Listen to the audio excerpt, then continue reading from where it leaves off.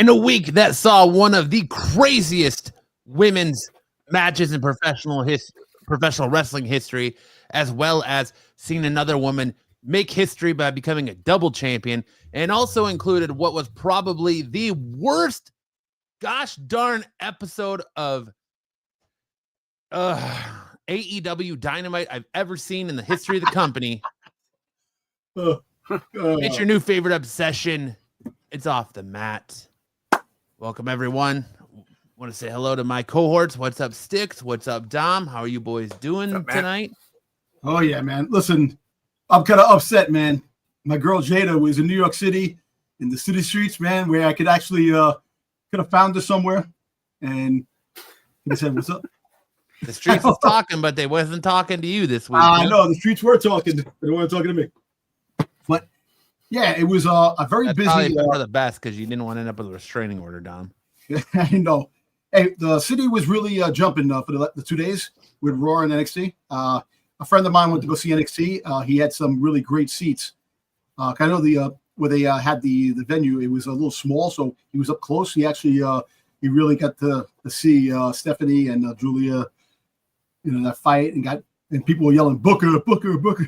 Yeah, I heard him chanting Booker. He's going. I know.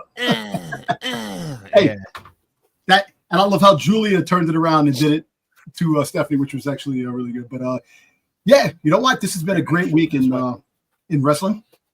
Hopefully every week's a great week in wrestling, Dom. I know it's every week, but you know what? When you have the pay-per-views and you have the big events, like when it comes to town, when it comes to my town, I feel like wrestling's at its best. When it comes to, I'm sorry, it's just the New York lights, the bright lights, Broadway. It's just boom, it gets you, man. So bright lights in the big everybody city. was yeeting in freaking Madison Square Garden.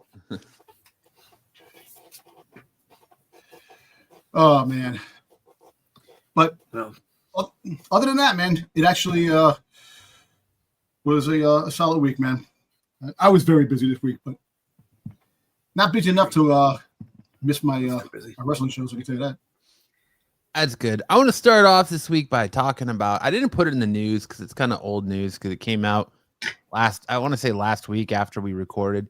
But Lex Luger is going to be inducted into the 2025 Hall of Fame. And I have to ask, do you think Lex Luger deserves it? Does he deserve to be in the WWE Hall of Fame over the likes of China, over some of these other superstars that have a very well versed and illustrious career that for one reason or another haven't been put in yet? Well, what I could really, look at the overall picture. Lex was part of the group in the late 80s, early 90s that really propelled WCW.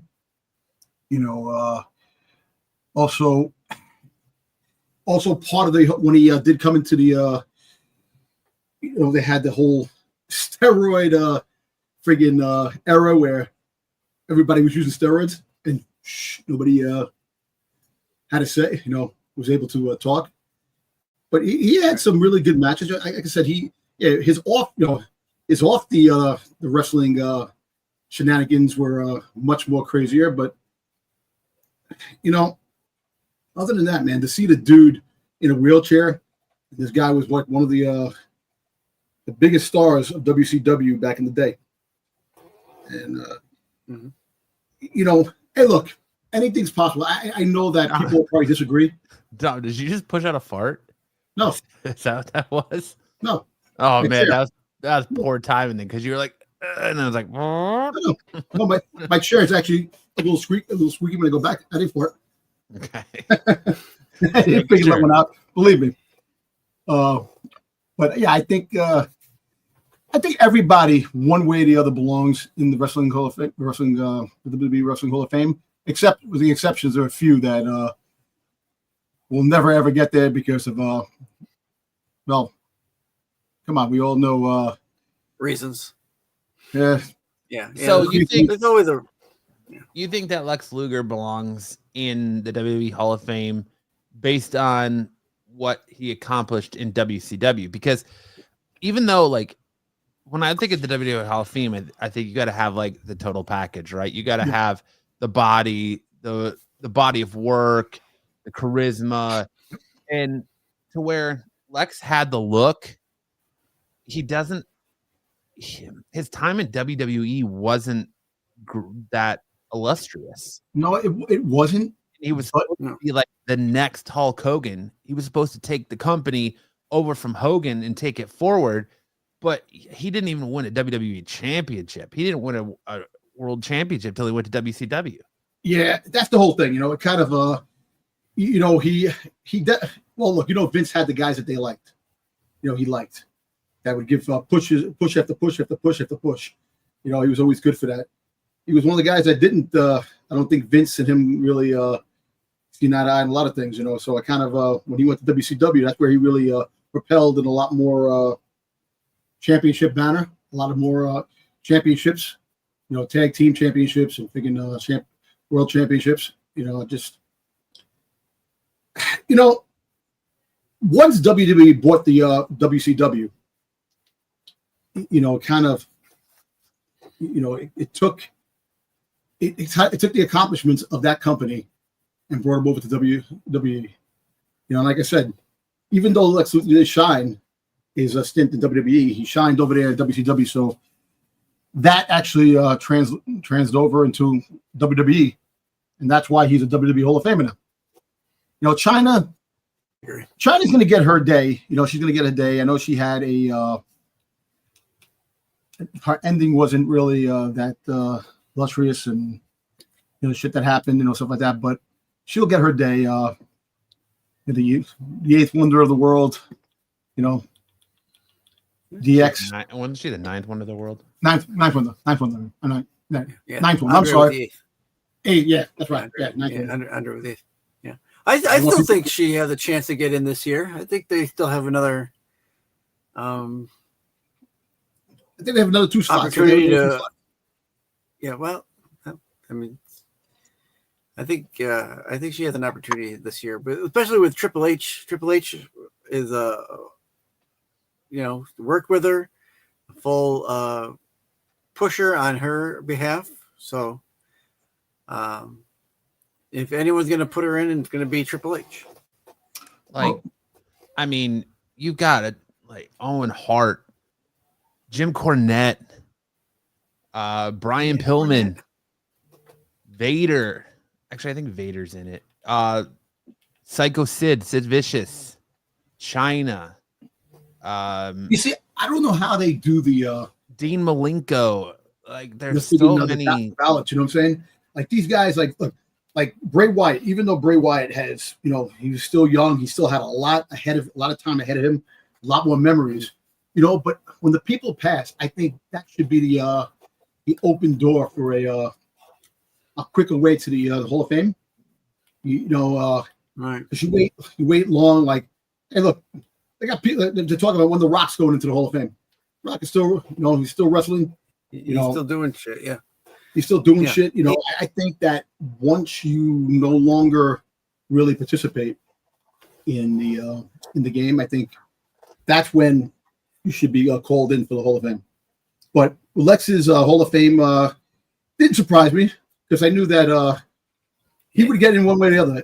What did surprise me is that he got in this quick. You know, well, not like this quick, but quicker than a lot of the other individuals that should be there. So, I think he deserves to be in there. What's up, Anthony? I don't think he deserves to be in there over the likes of some of the, like Sid Vicious, China, Brian Pillman, Dean Malenko, Dynamite Kid. Like, or there's a lot, I feel like, have done a lot for the business more than Lex Luger did, and they're still lacking their induction. And I mean, I agree with you. I think putting Rey Mysterio in it and then have him to go on to continue to wrestle is kind of a joke. Yeah. At this point, you might as well put Cena in it this year since he's retiring. Exactly. And have him be inducted into the Hall of Fame and let his final run be, you know, a Hall of Fame run. Especially if you're going to give him 17. Like, exactly. So that's the thing. I think personally, if you wrestle, you shouldn't be put in right away. I think the legends that are out or the legends that pass should be the ones that go in first, and you could work your way because it makes no sense. It's like, look, you see, if you watch a base, I know it's a different type of Hall of Fame, but you look at baseball. After a person retires, 5 years after a person retires, that's when they get inducted.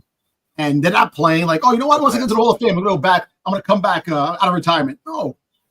I think wrestling should do something like that where if you pass and if you're no longer wrestling, that's when you should have the okay to going into the Hall of Fame.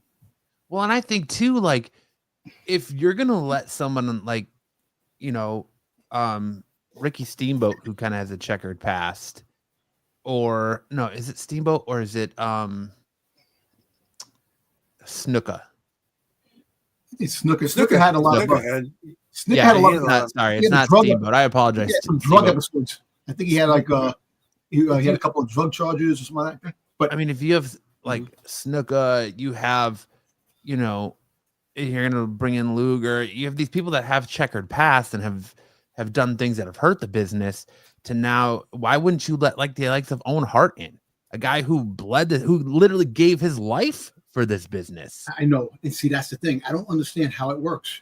Like, who puts these? Like, you know, look, you put Pete Rose in there. I think it's just a crapshoot at this point. You put Bob Uecker. You put friggin' Donald Trump is in the Hall of Fame. You have all these guys, all these not. I know it's sports entertainment, but I think the wrestlers. To be honest, like the only celebrity that really deserves to be in the WWE Hall of Fame is Andy Kaufman because of all the stuff him and Jerry Lawler did for pro wrestling. I know. Hey, well, Pete Rose used to get friggin' tombstoned every friggin' time by Kane. So you gotta, you know. But at the end, you're right. Andy Kaufman was the one that started out, and they also made a movie. They made the movie with Andy Kaufman. You know, the whole thing with the Jerry the King Lawler. Was it work or was it like real and stuff like that? And to this day, I don't know. They came out and said that it was a lot of work, but also some of it was real. You know, but if you're a wrestler and you're still wrestling and you're still at the height of your career, you see like the exception like a Bray Wyatt who passed away, and for the little time that he was here, he made a big impact. So if you're gonna induct people like that, and Lex, like I said, Lex is you know, he really propelled WCW. He put WCW on the map. Him in there, this and that. There was a lot of great battles that he had with Sting. A lot of great battles he had with the wrestlers of WCW. So I'm not surprised. You know, like I said, I'm always surprised that he actually got in ahead of a few other people that should be definitely in. So Jimmy Snuka was inducted in '96. Yeah. Yeah. And he's got that whole Nancy, what is it? Argentino. I'm sorry, I butchered that. Murdered situation. And I mean, yeah, China had an issue with drugs and substance abuse. And of course she did porn, but she was also did Playboy and was celebrated in WWE for doing Playboy. So, like, I feel like at this point, like Chris Jericho has said that the WWE Hall of Fame is kind of a joke, and it's really starting to feel like that. Yeah. Like, especially the more years that go on when you're putting a bunch of celebrities in it, and you've got, you know, names like Big Boss Man, or although Big Boss Man, it's questionable whether I would put him in eventually, but you know, it's just, it's crazy. Like, you have big guys like Sid Vicious, Psycho Sid, or, you know, a lot of these guys that have done so much for the business. And I know there's issues with Sid too, but I mean, I think you had issues with just about every wrestler back in the 80s and 90s. Everybody did something, you know, really. Everybody had some sketchy passes. Everybody had some sketchy stuff that they'd done. You know, I don't think anybody has a clear bill of being good. So everybody had something. So it's like, I could see. Do you ever see Vince McMahon get inducted? Oh, I think there is a day that he will get inducted. If for some reason all this, allegations go away or this figures itself out and he pays her off or whatever, if this all goes away, I could see 5-6 years down the road, Vince McMahon being inducted into the WWE Hall of Fame. Yep. And rightfully so, because of what he did, for the business. And without him, we wouldn't have the WWE. We would still be in territories, and pro wrestling wouldn't be the global phenomenon it is today. Exactly. And you have to really, he is the daddy to what we have. We wouldn't have it today, and you're right. And and that's what I say. Everybody has their checkered past and the demons that they battled, this and that. It's what you do later on. And like it's hard to redeem yourself if you did really bad stuff. But if you acknowledge the shit that you've done and the things that you've that you regret, that's a start on something that you learn that you're the reason why certain things are certain ways. I think again, my standpoint is I think Lex belongs, but he doesn't really have the body of work. Like I wouldn't say he had a total package. Like he had the look for sure, but he didn't do. If it was like, oh, this is the WCW Hall of Fame, I'd be like, okay. And I understand WWE owns WCW now, but like, do you put an asterisk next to his name and be like, in for his body of work in WCW? Dude, we all know it's a joke, so they're not going to do that. He's in the Hall of Fame, and it's kind of like, there should be separate parts. That if you were yes, it's sports entertainment, but two separate entities. It's two something. But look at like what they do with the Boxing Hall of Fame. There's different companies that these boxers fight for, but the Boxing Hall of Fame is just for that boxing. It doesn't matter what company you came for. They're all still part of the World it's something different. But, so I think if they're gonna, I don't know, man. I don't think it should be looked at as a joke. Professional wrestling is a serious thing to a lot of people. It is. And they should have the Hall of Fame is very serious to these guys. I mean, if these guys get inducted, that's something special to them. And my feeling on Luger is that I think there's kind of a more of a push for him because of what's been going on with him lately.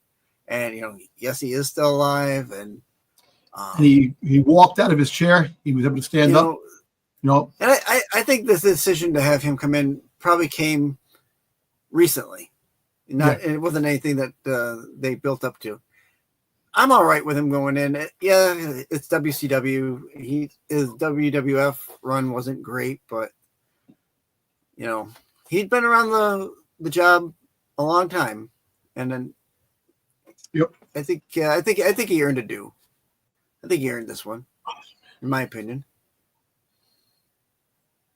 Like, I mean, again, I just go back to names that deserve like a. No, I get it. Or I definitely get it. It's just like I said, I don't mind him being in the Hall of Fame. I'm just very surprised that he went ahead of all these other people that should be ahead of him.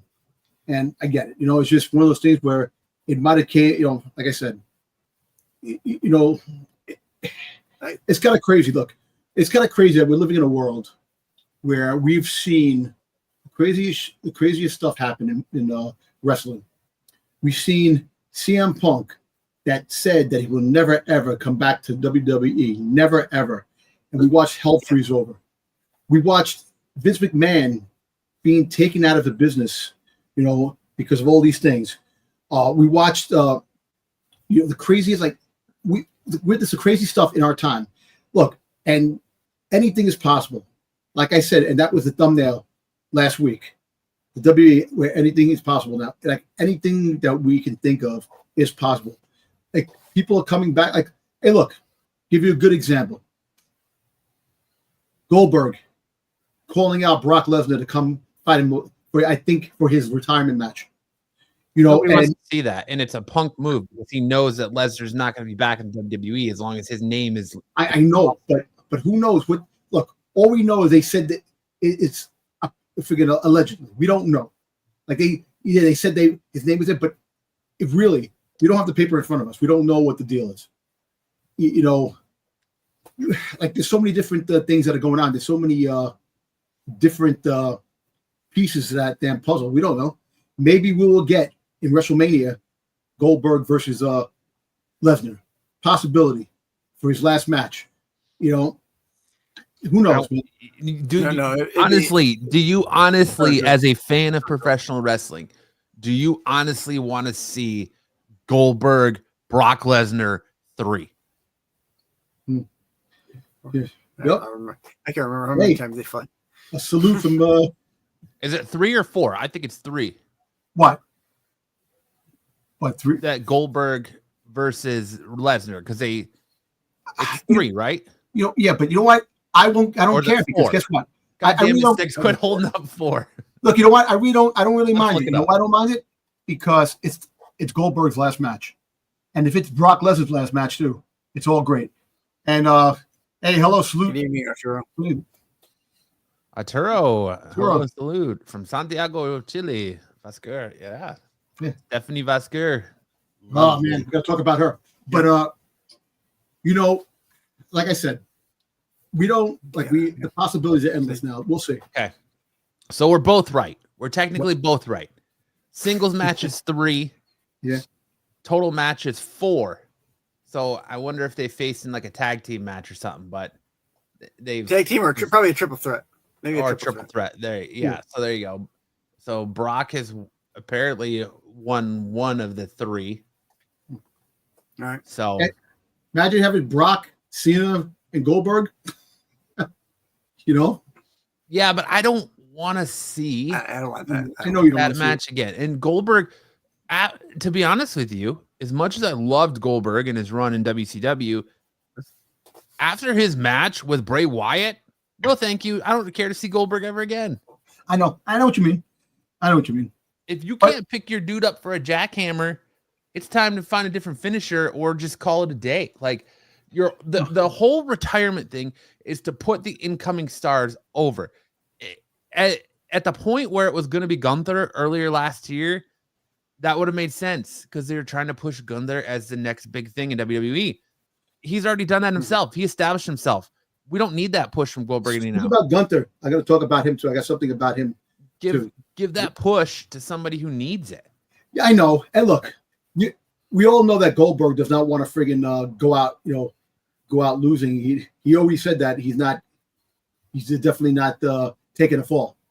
So we know that. So just have 2 guys, 2 monsters fight each other and just do that thing. You can have Bronson Reed come back and freaking jump on both of them. You know, but he's no longer big. I know he's no longer weight. Big Bronson Reed. Yeah, no longer. We got to talk about that too, which is crazy. I didn't put that in tonight because I felt like that was old news to you. Well, you know what? I think that could be on the dirt sheet, son. It is. Yeah, we gotta make that segment happen for you, Dom. Yeah, definitely. Because I was saying we should change the name of the news to Dom's Dirt Sheets, but I think we should just give you your own segment, Dom's Dirt Sheets, where you could talk about all the speculation and rumors and anything you want. It's a segment where Dom can go whatever way Dom wants to go. But right off the rails. Let us know in the comment section below if you think Lex Luger belongs in the Hall of Fame. Also, we put a poll up in the chat to ask you if you believe that Lex Luger belongs in the Hall of Fame. Make sure to vote in that. Well, that'll be up all night while we're live. But let's move on. And what do you boys say we get into a little bit of news tonight? Let's do it. Breaking news! We got a clash! Wrestling ring about to blast! In the arena, we let this ride! DNA, Nick knows the vibes! Slam this story, cutting away! All right.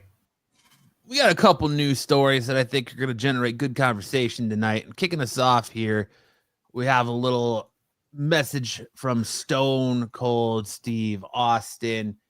And that message is that he was not very happy with his WrestleMania match with Kevin Owens.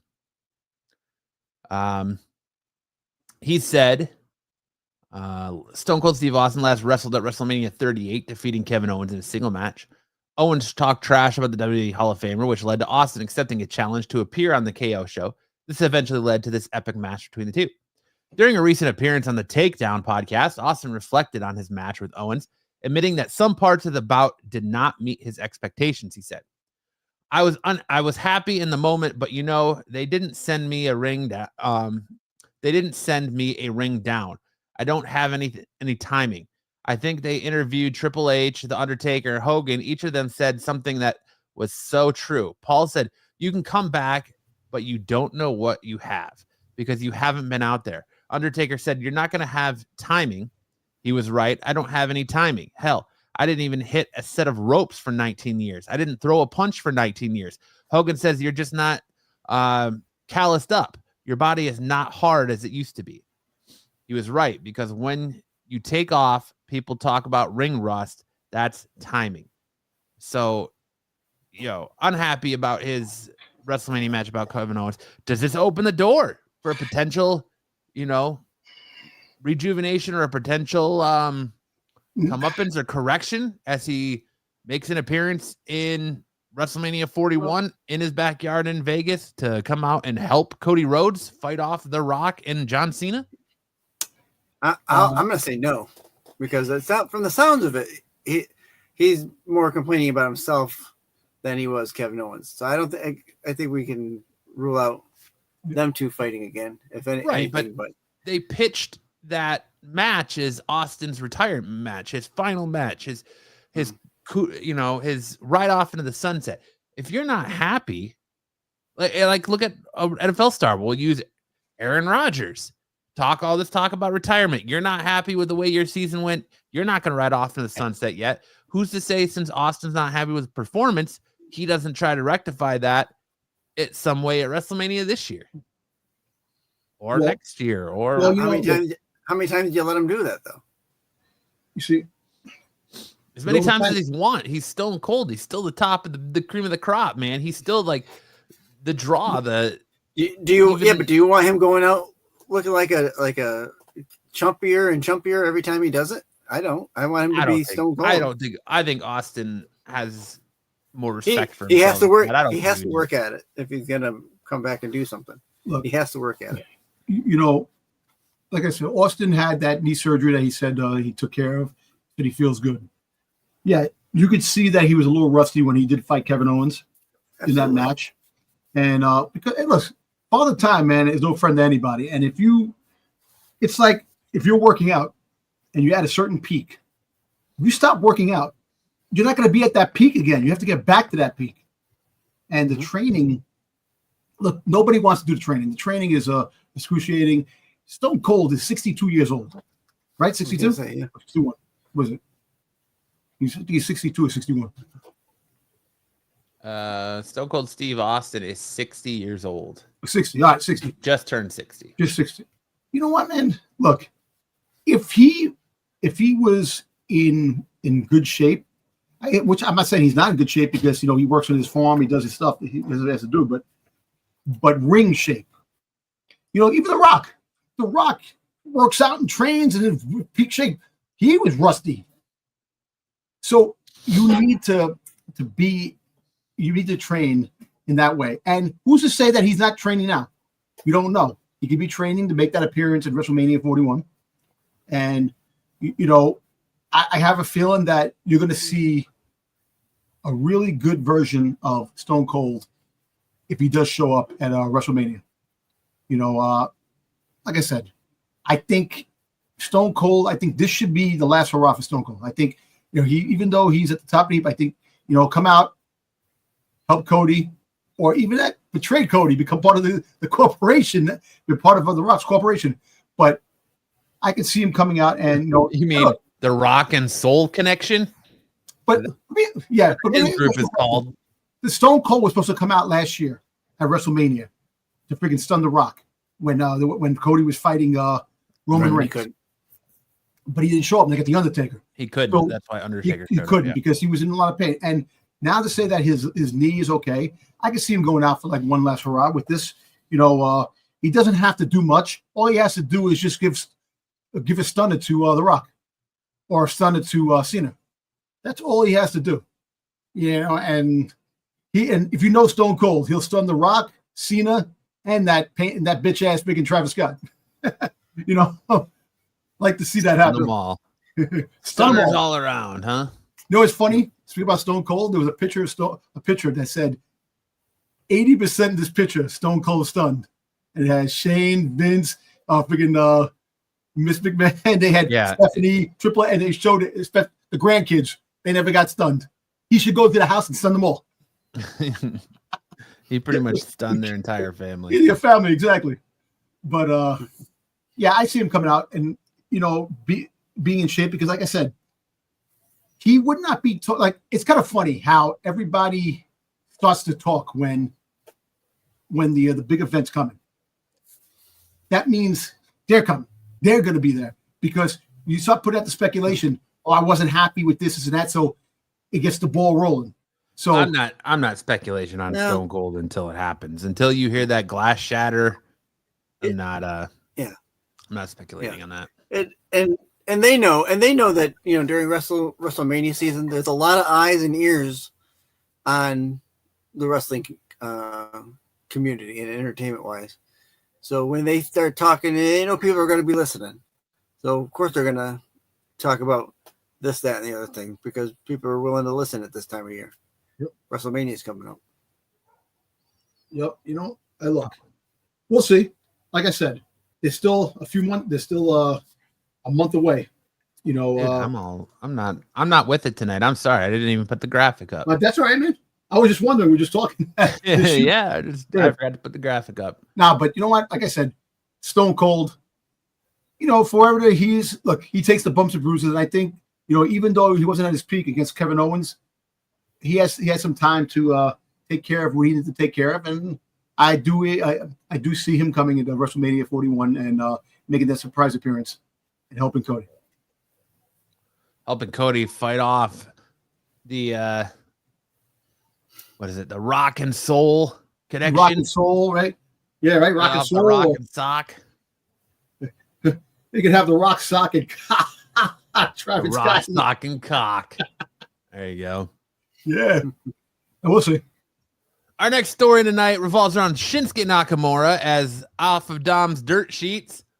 There's backstage update on the rumor that Shinsuke Nakamura is leaving WWE.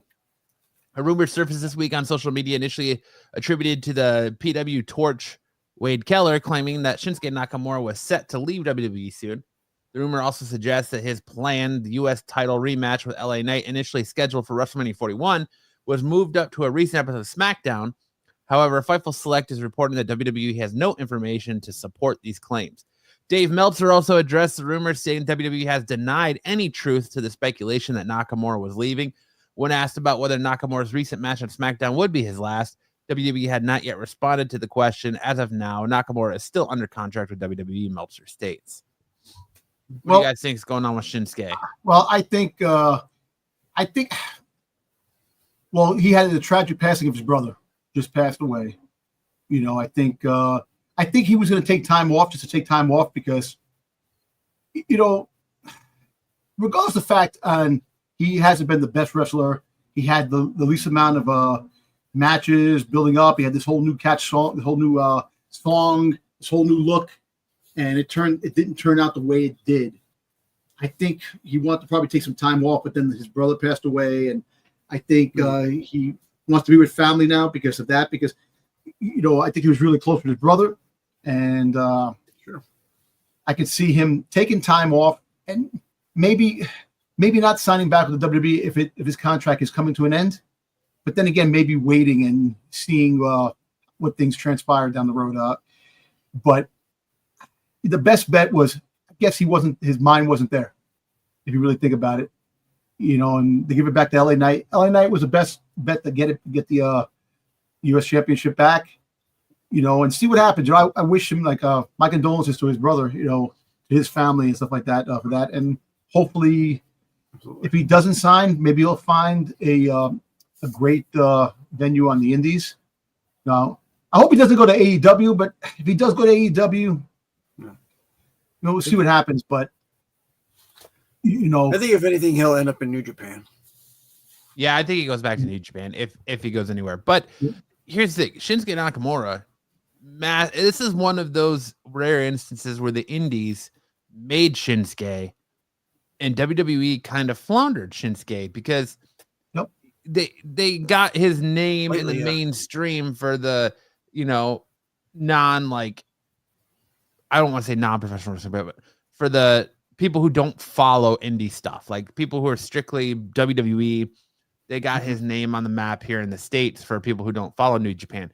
But his career in New Japan was amazing. And he's one of those talents that can go, but I feel like it's one of those rare instances where WWE sometimes has a hard time booking these international stars and guys like this. Like we saw it with oh my God, I can't think of his name. Sin Cara. Yep. We've seen it with some of the other Japanese wrestlers like Io Sky. Well, not so much Io Sky anymore, but Kairi Sane and some of the other Japanese talent that's come over. Shinsuke doesn't get that. He hasn't been able to go. They haven't booked him right. It's like they don't understand how to book him, and maybe he just doesn't work in the WWE style. But you see, actually, you know what? I think they booked him more wrong. They could have put him part of a faction. He could have been part of a faction. Just say if they would got the Rainmaker who went over to AEW, you got him. Imagine him and Rainmaker. Then you get like Io Sky to be part of the group. You could have made a nice faction with him and built the whole faction on that. And that could have been really cool. 2.0. Yeah, definitely could have did something cool. And I think that would have worked. I think that would have actually gave Shinsuke. I think Shinsuke needs a group to be with to really shine. You could have had that real a great group together that would have brought out the best of him. Individually wise, it's definitely like even when they friggin' what was his name that they friggin' he was tag team with he was on SmackDown. He used to sing. He had the Rock. He was the rock guy. What's his name? Rick Boogs. Yeah, Rick Boogs. Yeah, it's still didn't work. Yeah, it was great. People had to see it, but I think if he had him being a heel is his perfect MO. Having a stable that was heels and you could, like I said, you could have had the likes of Io Sky in there. You could have made this whole great group, but WWE, I don't think they thought of that, and I don't think they booked them right. And it's sad because sometimes they do book guys good, and there's some guys who fall at the waistline because they don't book them good. And I feel bad that he had a lot of potential, definitely a lot of potential. He deserves better than he does exactly. Boo! There you go. So yeah, I don't think he's going anywhere, but it does feel like WWE is trying to wind down his career, and that might be at Shinsuke's request. And maybe he's not ready to hang it up yet, but he wants to work less dates, so they just kind of bring him back when they have a story for him. I thought this character was interesting that he was portraying, but they didn't do much with him. Nope. And he's never really made it. He's never really performed up to his expectations of even what was in NXT. Like I just feel like they just didn't know how to book him. Mm-hmm. And I don't know if, to Dom's credit, I don't know if a faction would have been a good booking for him, but he's got to go against guys that can something would have been better than nothing. Something would have been better than nothing. I mean, and I don't. I said it before. Go ahead, Styx. Sorry. No, go ahead. Go ahead. I don't want to cut you off. I've said it before. I'm not a big fan of Shinsuke and his work. I mean, I've called him slow style for so long now that but he did good work for. He still, despite me not really liking the way he worked, he did good work for the company. But as of late, he was gone for so long, and it seems like they don't have anything for him to do because they threw him in with this new persona, hoping that maybe it would spark something, and it never did. And unfortunately, his brother did pass, and that's, I think, going to cause a crease in that relationship because, and not a bad crease anyway, but, where he might want to be staying in Japan to be around his family because his brother's gone, help his family that he left behind. So New Japan, like I said, might be his landing spot in the near future. I go back to, you had some of the greatest matches of his career against the likes of AJ Styles, and they were throwing down in New Japan, and on WWE, and even AJ Styles versus Shinsuke Nakamura didn't live up to the hype in a WWE setting that it did in New Japan. So I just think there's some stars that make a big name for himself and get on WWE's radar that WWE brings in to sell merch and make as much money off their name as they can, and they don't really care about how much this performer can go. And that's, I'll be honest with you. There's a limit in WWE when it comes to storylines and script. Absolutely, yeah. So when they get certain people that the raw ability that some of these guys have, they don't go past that line of where they were when they were in the indies. And I can honestly say one thing. I'm not saying that AEW is better than WWE as far, but the wrestling, the last couple of things that AEW has put out, the friggin' matches have been friggin' stellar, man. Go watch Dynamite last night. I know, with the exception of Dynamite, but the last pay-per-view they had, those matches were stellar. And really the only good match in that last pay-per-view was Toni Storm versus Mariah May. Well, it was. You don't think that Will Spray, the friggin' that match? Come on. Yeah, I don't know. I'm kind of getting a little tired of Will Ospreay. Not that it wasn't a great match, but I think here's my thing with that AEW, and we'll get into it more in the reviews. I think the way it could have been a great pay-per-view. The wrestling, yes, the wrestling was good, but they booked it poorly because that Toni Storm versus Mariah May should have main evented that pay-per-view. It should have been the last match, and they messed it up by making Jon Moxley the main event.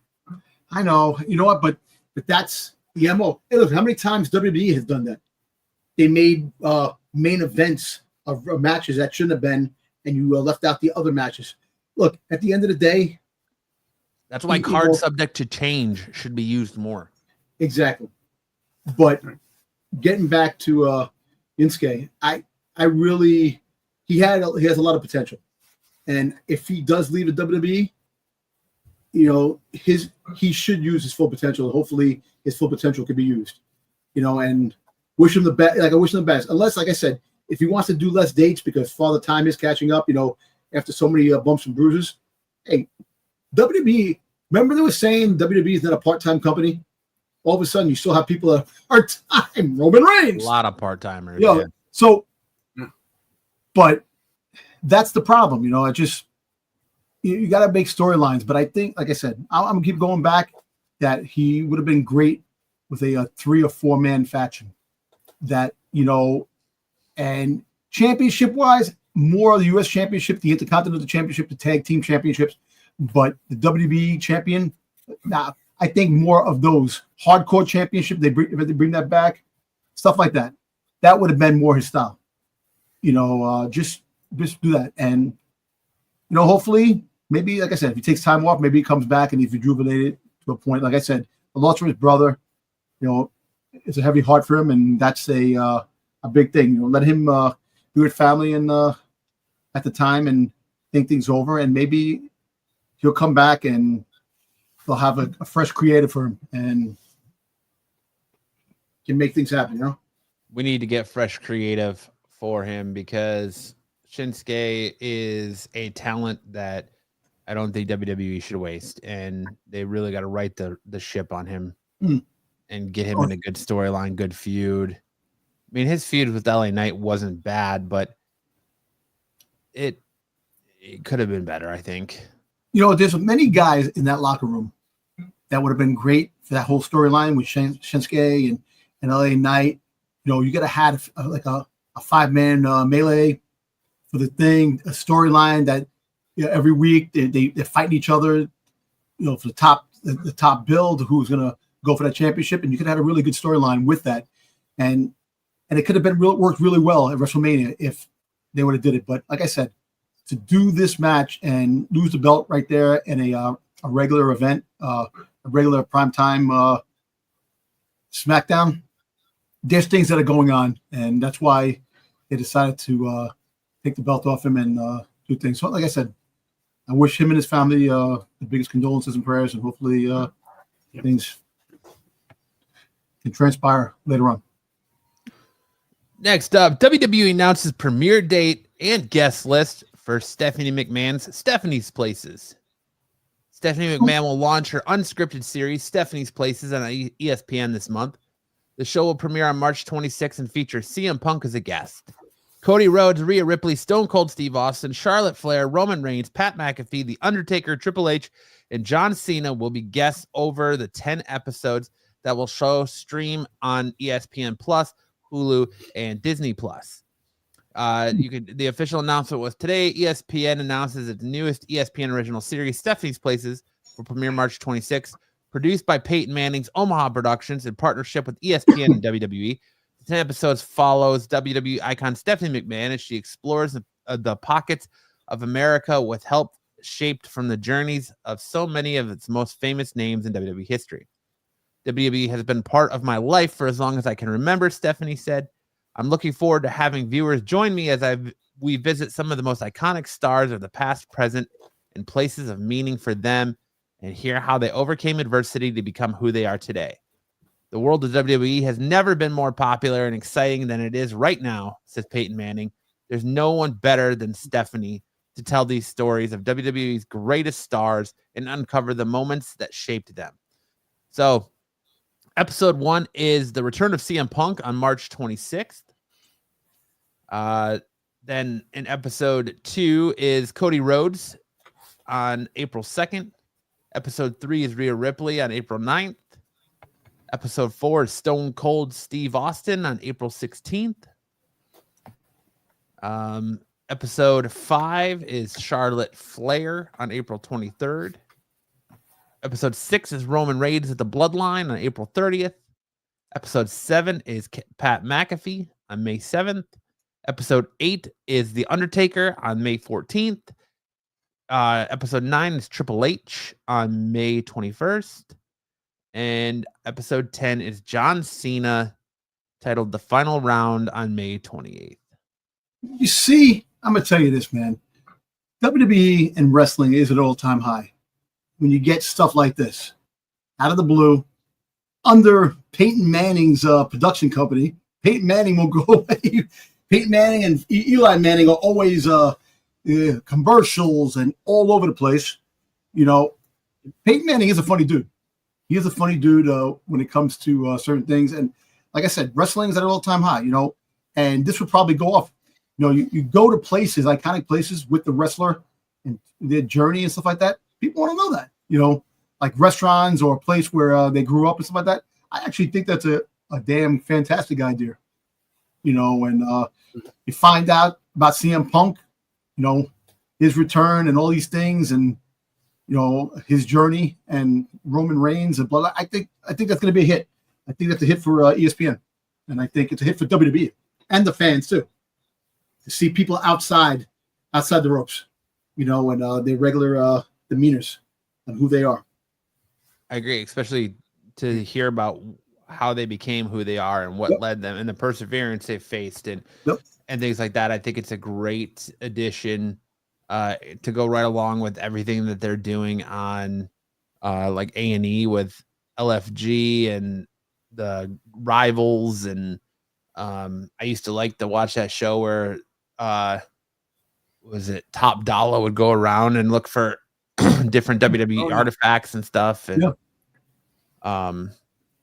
That show was fun. So I think I agree with you. It's a definite winner for WWE, especially with the likes of Stephanie McMahon getting out there, and someone that you don't really see as exactly being associated with the company much anymore, to get out there and kind of be an ambassador for WWE and take on this different role, since she left, and try and help shape and change the current image that her father tarnished.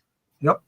Of the McMahon name. So I'm actually surprised after all that happened, she didn't start going by Stephanie Vaquer and just distance herself from all that. Look, regardless of the fact, McMahon name is iconic. It's iconic. Yes, her dad was a Dr. Creepy Weirdo. Exactly. But you can't blame her for her dad's doing. No, I'm not saying that at all. I'm just saying, but I think distance yourself from it. I know. But I think her going out there and doing a talk show, because the status who she is, she don't need to freaking do anything. She can stay home and she makes money. She don't have to go out and do anything like that. But to put herself, knowing that the fans do enjoy who she is and the joys of her personality and stuff like that, to go out there and interview and have these live like interviews with people, to wrestlers that actually mean a lot. And I think her in the spotlight actually really propels WWE even more, because like I said, you got diehard fans of each wrestler that's going to be on this show, and people are going to want to see it. And to see Stephanie outside the ring, just to be a regular person, they're talking and doing this, that's going to be interesting. I know she's been on reality shows here and there and done things, but to be the lead in a type of reality type of a show that goes out and has a conversation with the iconic wrestlers that are now, and where they came from and how they got to where they are, which I think, like I said again, I think it's an awesome idea, and I think it's and I think also, I think you have to put Triple H in this too. I think Triple H probably sat there and said, listen, you should go out there and and do things. You're liked. People want to see you. I know you're not with the business anymore, but you can do something that's still part of the business and get a big fanfare because you're a good personality, and she's a good looking woman. So you got to look at the fact that she can go out there. Good looking woman. Yes, exactly. So she can go out there and she can have some class and some the WWE and stuff like that, and people watch that. So I think it's really cool. That Styx, are you going to watch this? I will be watching this. I'm kind of interested to see how she's going to do. I like the lineup they have, and like you said, that they've done another show that got A&E, that history of WWE, where they went around and either found artifacts for their museum. I like all those shows. Do good, and they do. They're perfectly good shows. So I'm looking forward to this. I'll be watching this. I think the interesting part of it is, like, a lot of her guests and her early guests are people that she's had massive interactions with in the business and storylines in the business. And I mean, people that have straight up hate her dad, and like exactly. CM Punk being the first episode, that's a draw. Yes, because it's CM Punk, and he could draw in a potato sack race, and then you got Cody Rhodes, Rhea Ripley. Those are two big names right there. Then the one I'm most excited about, honestly, is Stone Cold Steve Austin. Yep. Because it'll be interesting. I like because just surely, for like Don said, he's stunned that whole family, and he's hit Stephanie with a stunner or two. A few times, exactly. And The Undertaker. I want to see if they get in and actually talk about the feud between Undertaker and Stone Cold when they put her on the Undertaker symbol and he came out and saved her, and then they ended up putting Austin on it and hanging him from the ceiling. Like, there was was me when Vince McMahon was the part of the freaking Ministry of Darkness. And her feuds when she was part of the Authority with John Cena. Like, there's so much, I think, with this guest lineup in these first 10 episodes that is really intriguing enough to make most WWE fans tune in to check it out and just hear stories from the road and, hear how a girl who grew up in the business, interacts and pulls out information from people, her peers that she's been around. Yep. So, and those are the kind of things that people, dare I say, our age, who have been watching the business for as long as we have, we get into that kind of stuff now because it's, this is like it's like a documentary for stuff that we actually like. We're not watching documentaries on World War I and World War II. We're watching documentaries on WWE. Right. That's what we want to watch. So that's exciting. I can't wait for that. That again, what was April 26th kicks us off with CM Punker. And that's it for our news. Yep. Now we're gonna get into our reviews of last week's SmackDown and this week's Raw, NXT, and by God, why do I do it to myself? AEW Dynamite. Yeah. Fight, ignite tonight, wrestling fire burns so bright. In this review, we'll show what's true, breaking barriers, breaking through. All right. Kicking us off tonight, as always, we are going to go back and review and cover the Friday Night SmackDown from Friday, March 7th, 2025. The show opened with Damian Priest being attacked backstage by Drew McIntyre. Then we got a big promo from Randy Orton. And Randy Orton came out and quickly addressed the John Cena heel turn, saying he can remember John Cena has always been on, as long as he can remember, John Cena has always been on the top of his profession, and now he's just the bottom for the Rock. I guess that gives a whole new meaning to the term rock bottom. Bottom. Oh, yeah. He proceeded to make retorts to Kevin Owens, saying that him and Kevin Owens used to be good friends. He respects him as a wrestler, but he busted his ass to get to WWE. But Kevin Owens, the man, there's a quote out there which never to underestimate a man's ability to destroy another man. That's Kevin Owens. That has Kevin Owens all over it. He will have he gave a pile driver to Cody Rhodes and Sami Zayn for helping Roman Reigns, but that isn't the reason. Owens wanted the title and to stop Zayn from becoming bigger than him, but that does not have to be jealous. What does he not have to be jealous about? He has won every title in main event WrestleMania twice. Or continued on saying a year ago, he was given surgery on his career-ending neck injury. Or sorry, it was a back injury. But he fought hard to make his way back and to do something without being angry. Kevin Owens pissed him off. And when he looks down at him following an RKO, he felt something that he hadn't felt in over a decade. The voices started talking to him again. He's going to prove that Pat McAfee is only the second greatest punter in WWE. Yeah, that's a storyline in the making right there. He's coming back. He's going to fight Kevin Owens in WrestleMania. And after all said and done with The Rock and Cena with Cody, yes, he will be attacking Cody eventually too. Which is interesting because he came back and he said, it calls back to a lot of the John Cena promos. Like John Cena has basically called him a dick in a lot of promos, saying that Randy was always kind of a dick. He was always kind of a dick. So for him to be like, I'm coming back, I came back a little bit softer, didn't want to be a dick. And he's putting it in nice terms. I didn't want to be a dick. It's interesting that he referenced that, but we've been getting good stuff from Randy Orton lately. So yeah, Randy Orton is a legend, man. He's a legend. He's definitely going to get his day to shine again for another championship down the road. But I think, is he going to catch a John Cena and be up there with John Cena with that? If John Cena gets his record break at 17th, I see him just being a step behind John Cena. He will get another championship. He will get that 16. I think he gets to 16, and then he'll get to 16.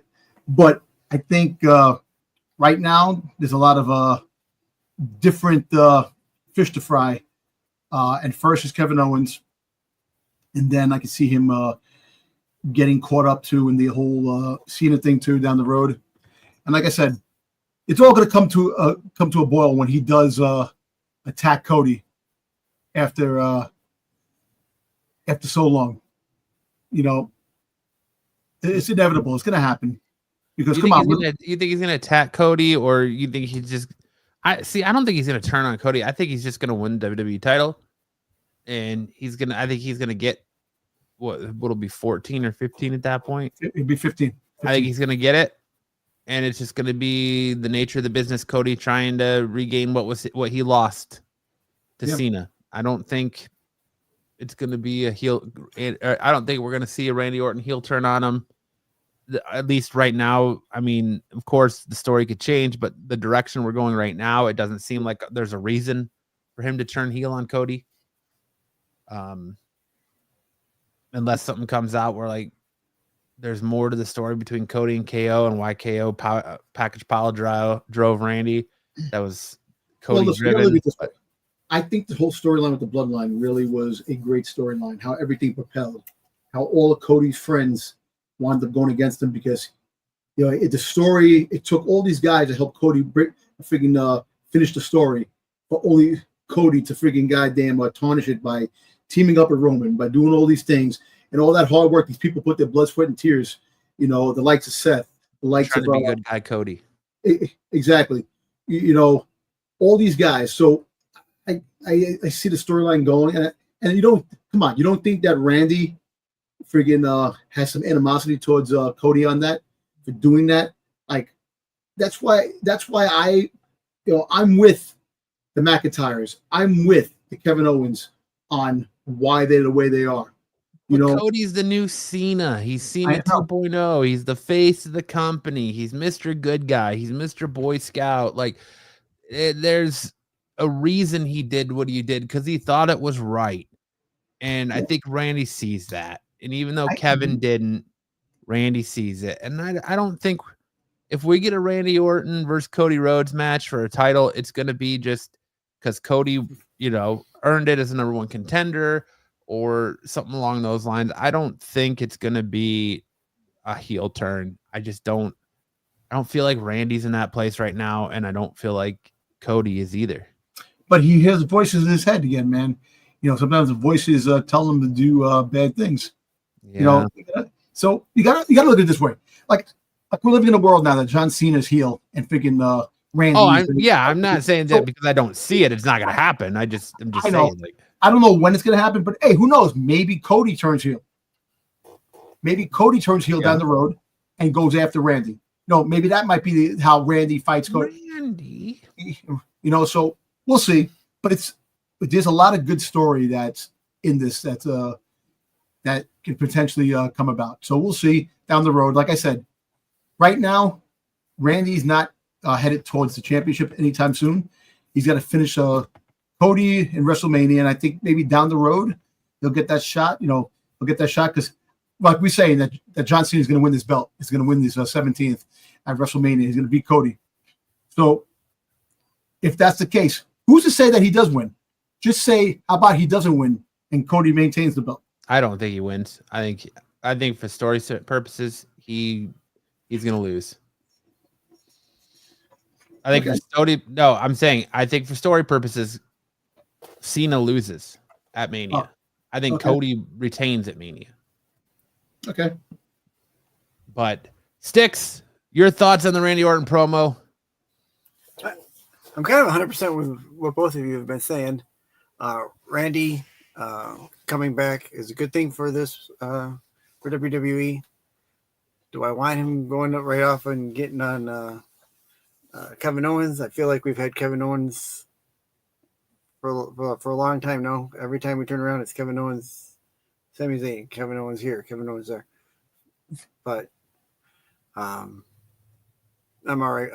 Whatever they want to do, I guess. As far as how he's going to be, I mean, if he says he's hearing voices in his head, that's a good indication that he's ready to go. And whatever is coming, he's going to give it just what he's always given it. So I'm interested and very happy to see him back. Dom hears voices in his head too that tell him, "Damn, look at Jada Parker's booty." That's true. That led us to our first match of the night, which was Tiffany Stratton versus Piper Niven with Chelsea Green, with Tiffany Stratton picking up the win, which at the end of the match saw Charlotte Flair attack Tiffany Stratton, putting her in the figure 8. What did you guys think of that match? Tiffany Stratton versus Piper Niven. You know what? I actually think it's pretty good. You have to have these jobber fights to move forward. It's just funny. Me personally, I think Piper is gonna wind up either turning good because she keeps losing. She keeps taking the bolt of all the things that are going on. But I actually she keeps causing them to lose. Yeah. So one way or another. Something's going to happen one way or the other. Here's my problem with Chelsea Green in this United States Championship, right? Why is she defending it on NXT? They made these titles to be mid-card titles on the main roster to give these mid-card talent something to strive for. And why is it that Lyra Valkyria is going to defend it on like every episode of Monday Night Raw for the Intercontinental Championship, but the United States Championship is getting defended on NXT? When they already have the Women's North American Championship. Why? Does WWE not believe in their main roster, women's SmackDown roster? I think that Chelsea Green should be fighting in all these pay-per-views. I think it should be pay-per-views. She is the first. We've established that. Again, the first Intercontinental Championship, Women's Intercontinental Championship. I think that should be more of a prestige championship. It should be pushed like a prestige championship, which it should be. And I think Piper should get more than just being friggin' the bodyguard of Chelsea Green. I think. I watched the promo. They had the promo with all the stars that are up now in the roster. She had a lot of potential too. I think that she was more, when she first came up, I think she had more of a better shot of being a better wrestler, and instead of just being a background character, and losing and just taking the hits and all these things. I'd like to see her go against Chelsea Green for that belt. Eventually. Go ahead. Sorry. I mean, I say eventually she will, but I'm tired. I'm tired of seeing. Friggin' what's the face fighting the Chelsea Green 3 times in a row. Meechin. I'm tired of that. And then to lose again. Come on. Yeah. But I mean, I liked seeing Chelsea Green dressed as Cactus Jack. Yeah, I know that was good. I know that was fun. That was definitely fun. That was great. But just isn't there a whole goddamn locker room full of women? Yeah. Come on. Somewhere. And now what's her name came back? Piper Niven still very much is feeling the effects of the Vince McMahon effect, I'll call it. Because when she was in NXT UK, she was booked well and booked against Toni Storm a lot. And then she came over to WWE main roster, and Vince changed her name to Dewdrop. And she's kind of just been a jobber ever since. Like it feels like we have to get her away from that, and she's got to get away from Chelsea Green and just kind of be that. Nia Jax is what Piper Niven should be. Yes. Piper Niven should be that Nia Jax level talent, where Piper Niven, I feel like, has, if not more talent than Nia Jax in the ring. So what the push they're giving Nia Jax is the push Piper Niven needs. Yeah. But agreed. I definitely agree. I think she should get that type of thing. And she's dedicated too. She comes in, she does what she has to do, but she should have a championship shot.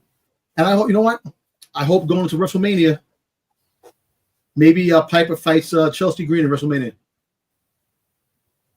We'll see.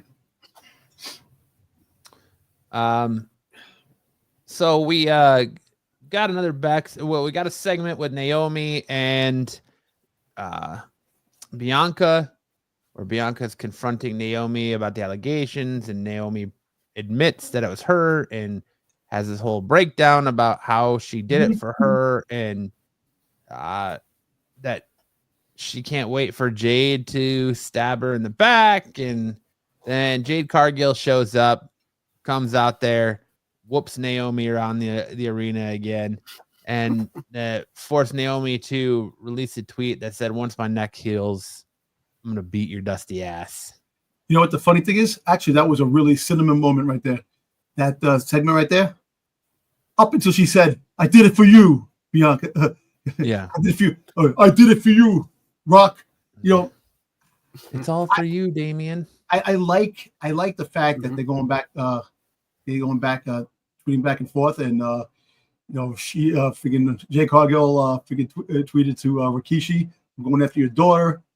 I'm doing this." And meanwhile, Naomi has a lot of Samoan sisters that are out there. So I don't know, Jay Cargill. Hey, listen, it should be an interesting fight. That's going to be, I guess that's WrestleMania right there. That's going to be, unless they finish this fight, unless they really find out that it was Bianca that did this all along.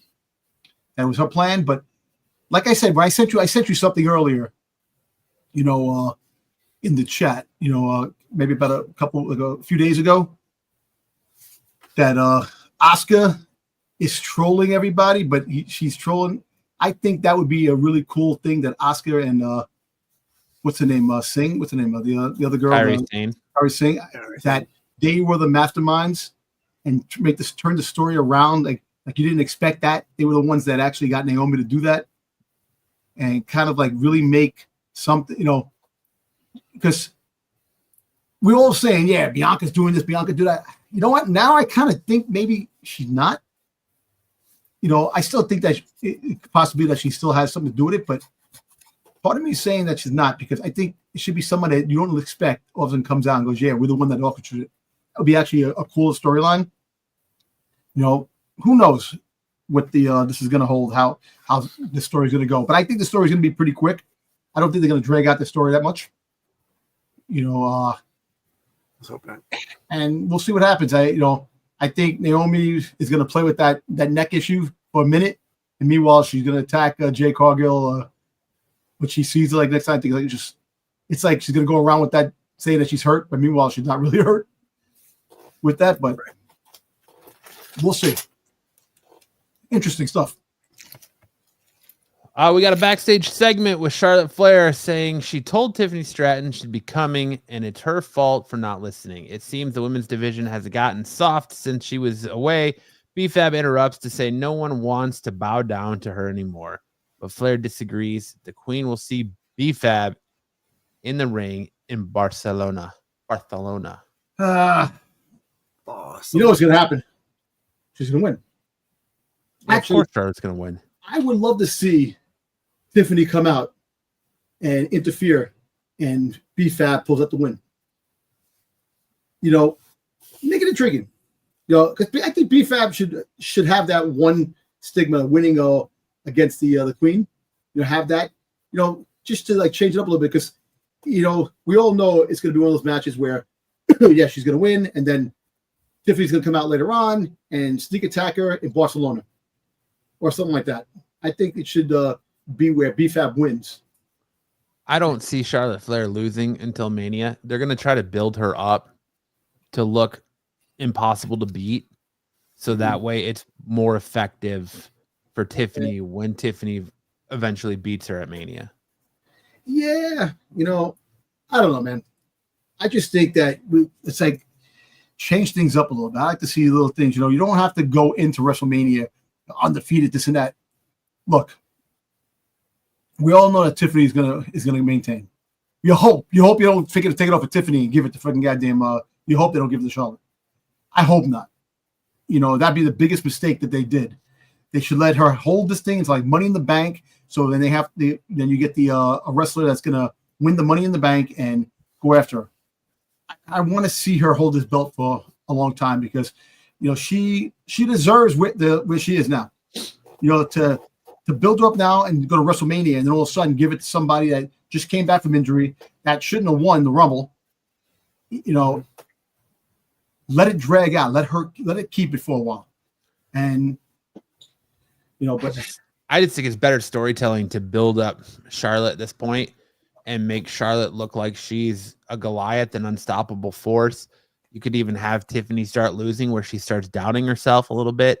Yeah. And you just make Charlotte look like this unstoppable force. So when they go into the WrestleMania matchup and Tiffany beats Charlotte, I think it's that much more beneficial to Tiffany in her career and kind of separating her a little bit from that trope that she's nothing more than a glorified Flair copycat. Yeah. What do you think, Styx? Yeah, I mean, I think you're right. I think building up Flair. She just came back. Nobody really kind of wants her in that position where she's at right now, as far as the fans go, or not. Not everybody anyway. And by building her up and making her, like you say, this like unbeatable person, it plays into that storyline of her going up against Tiffy, where Nia Jax thing was kind of the, I don't want to call her the female Andre the Giant, but she's the bigger than life persona for the female crowd, for the female, for the women's locker room. So, and then Flair coming back, she's always had that heel persona. She's always been kind of the big girl in the ring, my daddy was Rick, I'm Charlotte. What do you got to say about it? That kind of stuff. So yeah, having her lose, it doesn't make sense. Doesn't make sense. Then we you could have her do a draw. You can draw once or in there somewhere, but not lose. We saw Braun Strowman versus Solo Sikoa, with Braun Strowman picking up the win via DQ as Tama Tonga attacks Strowman mid-match, but he's fought back. Jacob Fatu enters and has a stare down with Strowman. The monster comes to blows in the ring. It spills into the outside where Strowman chokeslams Fatu off the announce table, but Fatu quickly recovers and they fight in the crowd. They find some production crates and Fatu lifts Strowman up, but is countered and chokeslammed through the table below.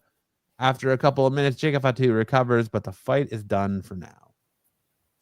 The Braun Strowman thing, they should make that man an invincible guy, man.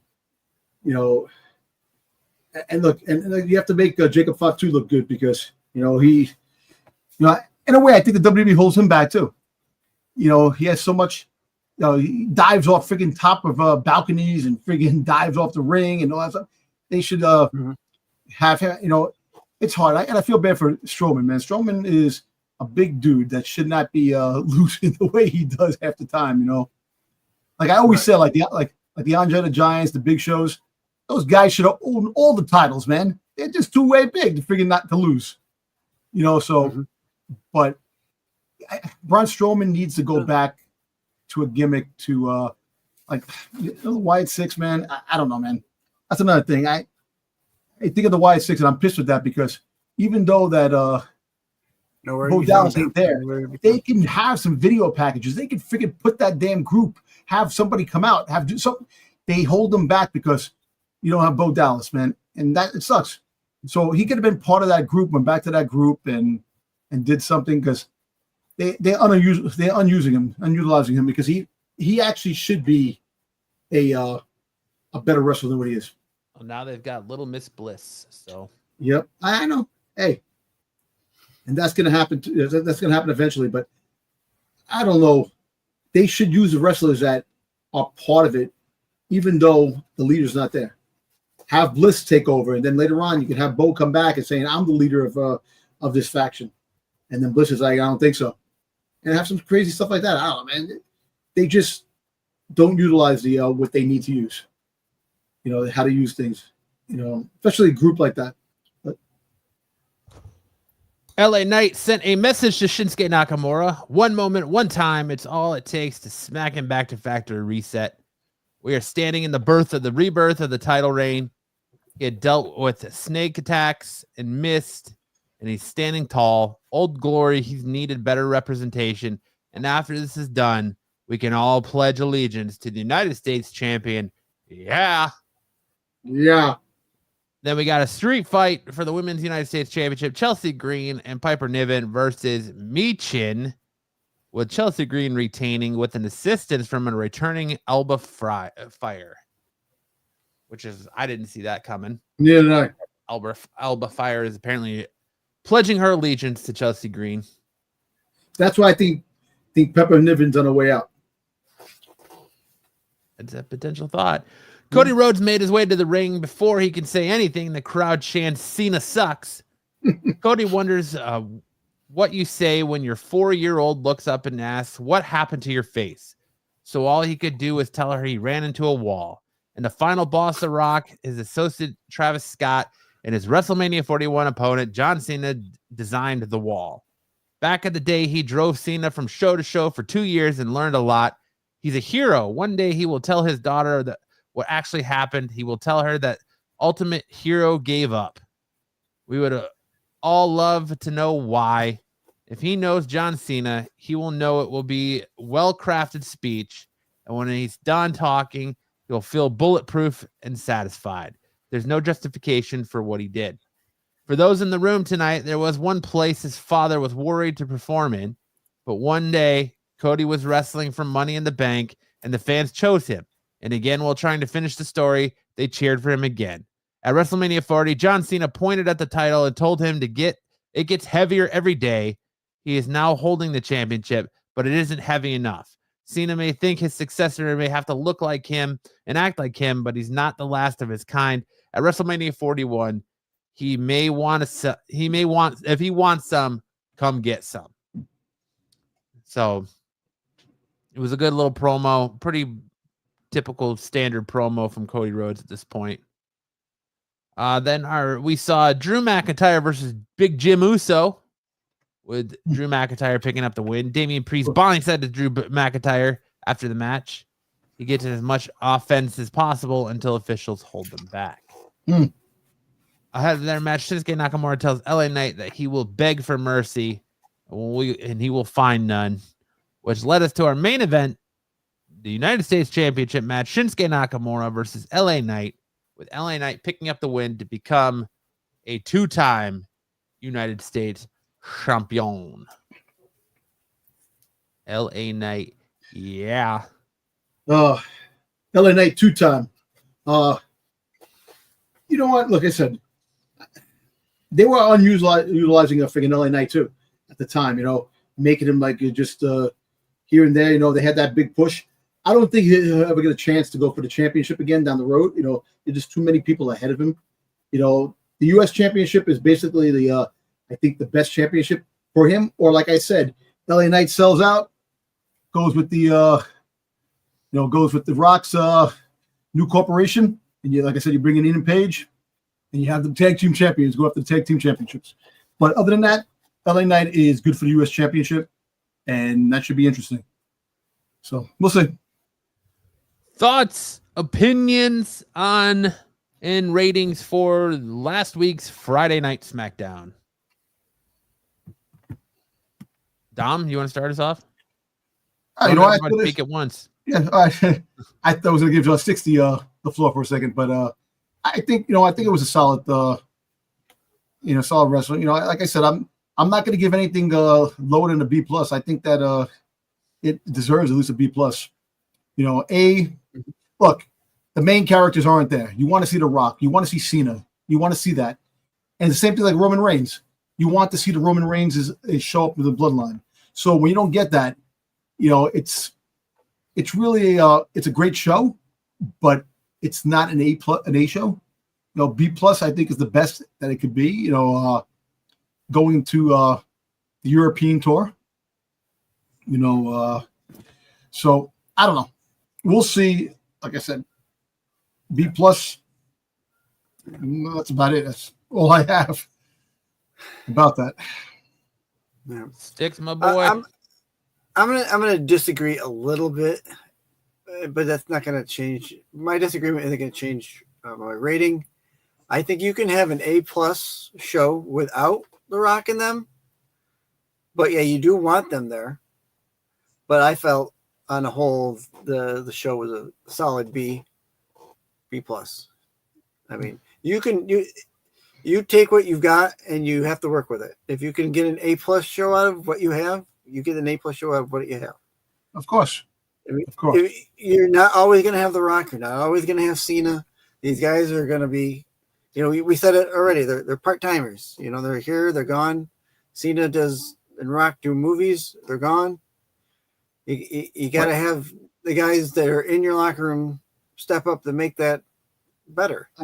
I know, Styx, but they're keeping it status quo. They're keeping it at a good B every week. So, that's my opinion. I'm gonna say SmackDown for me was a B-. I'm gonna disagree with both of you. Really the only good thing about SmackDown to me was I kind of enjoyed the Chelsea Green Michin Matt Street fight, but I take points away from it because I don't need to see Chelsea Green Michin 4 or 5 exactly at this point. Right. It felt like a rehash. It felt like the same people wrestling each other again. There really wasn't a lot of new, fresh stuff. I agree with Dom. Like, we saw the return of the OTC, who's now apparently the YTC, on Monday night. He didn't show up on his own show of SmackDown.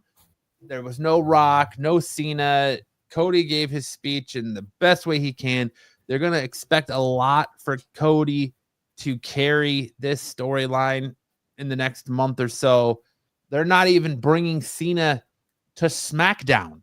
Cena is coming to Raw to address what he did. So apparently the next 3 weeks is supposed to be Raw. Yeah. So, Rock, they said Cena's going to be on the next 3 European tour episodes of Raw, which is kind of crazy. If you really think about it, you're gonna have your Raw championship, your SmackDown championship, and the opponent that's gonna fight on Raw television. On friggin' Netflix, which it's a big plus for friggin' Netflix, and a big plus for Raw too. But it's kind of odd that you're gonna diminish your SmackDown show, not have your main storyline that's going on with SmackDown. And let's not forget, I'll remind people as we go through and we get to the Raw review that Monday Night Raw this Friday, Monday, if you want to watch it live on Netflix, it's got a 3 p.m. Eastern time, noon Pacific start time, because they are in Brussels. Man, I feel like I would love to hop on an emergency show and talk about talk about everything Cena. That's going to be the driver, man. Cena's music, Cena's heel. Look, what does heel Cena look like? You know what? We could, if you want, Monday night, if you want to do an hour after, we could do it Monday. Well, Monday, as soon as the show, I get home at 3:00 after work. But what I could do is we can get home and after the show, we can come on really quick on Monday. Really quick. We'll talk about it because I don't want it to be, if it's some letdown, I don't want to, get all puffy about it. If it's just normal Cena comes out doing his normal shtick and wonders just why. A heads up. It's 3:00 this Monday, 4:00 next Monday, and 3:00 the Monday after that. So they're going to be 3 early episodes of Raw, 3 weeks in a row. That's crazy. So just to give a heads up on that, it's going to be interesting. Of course, it's Netflix, so you can watch it at your leisure. But if you don't want to get it spoiled for you, because I'm sure the internet's going to explode when we finally get our look at heel John Cena. Is he going to be? Remember those early times? Is he going to have the military haircut or a bald head? I think he's gonna shave his head like he not shave his head bald, but the military haircut that he had the ruthless aggression era. Yeah, I think so. Too. I That's think he's gonna have the flat top on. Yep. I don't know. I think he'll be more like Dr. Thugonomics, like buzzed head. I don't think he's gonna go back to ruthless aggression flat top Cena. No, I think you never know. He might go to that. Maybe he just comes out and he's completely bald, but he's just got some bangs. Oh, just a couple of bags. What's Tintin? He has a hair like Tintin. Yeah, there you go. The front end. Like Tintin. That's good. That's good. I like that. That would be great. AEW Revolution. I don't know if either of you watched AEW Revolution or not. AEW Revolution. We'll just run through this real quick. We saw the Commander and Hologram defeat Blake Christian and Lee Johnson by pinfall. There was an 8-man tag team match. Daniel Garcia and the Undisputed Kingdom, Adam Cole, Roderick Strong, and Kyle O'Reilly defeated Shane Taylor Promotions, Shane Taylor, Charlie Bravo, Lee Moriarty, and Captain Sean Dean by submission. We got a trios match. Big Boom AJ. Jesus Christ. I don't know why he's still wrestling with them. and his son, Big Justice, and the conglomeration, Orange Cassidy and Mark Briscoe, defeated Johnny TV, MXM Collection, Mansoor and Mansoor Madden. Mansoor and Mason Madden by pinfall. Lots of shenanigans ensued in that match, let me tell you. Boy, because, you need Big Boom AJ there. Oh, yeah. We saw Hangman Adam Page defeat MJF by pinfall. I want to get your opinions on this, boys. Is that I heard some stuff today. I want to say one of the ex-pro wrestlers, or I can't remember where I saw it or who it was, said that MJF and Adam Page will not be big superstars unless they go to WWE. That AEW will never make them the type of superstars WWE would. Do you agree with that, or do you think that MJF is on top of the professional wrestling world despite not being in WWE? I actually think he's on top of the top of the wrestling world. I think they used him. Come on, we had heel MJF, then we had good MJF, and then he came back, got hurt, he became heel again. I think that, look, between AEW and WWE, WWE has a different way of presenting their top stars.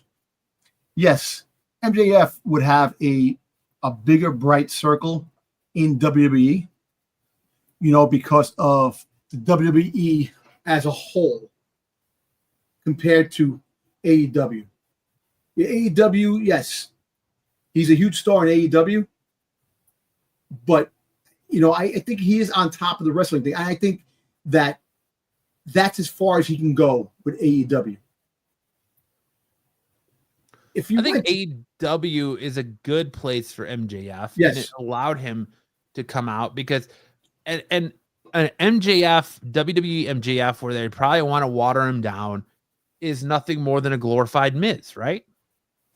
Yes, but I actually think the Miz is great. No, the Miz is great. The Miz has his thing, but I think that MJF has a lot more than the Miz.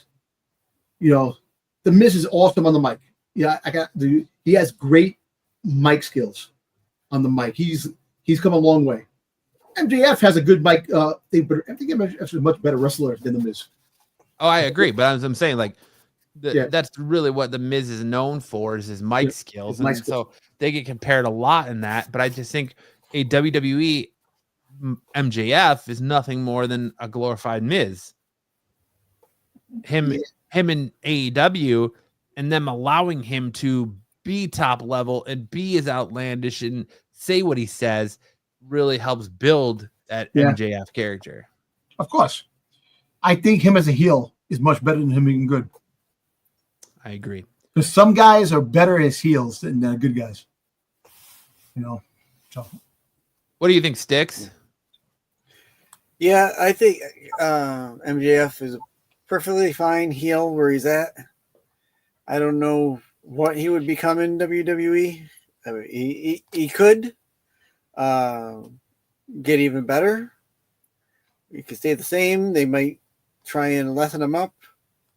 But I think where he's at is the right fit for him. I think he's the top man on their totem pole when it comes to their on the mic guys, in the ring guys. I think he's good for AEW. I think should stay where he is. Let us know in the comment section below what you think. Would MJF or Hangman Adam Page benefit more and become bigger stars in WWE than they are in AEW? Or do you think it wouldn't matter?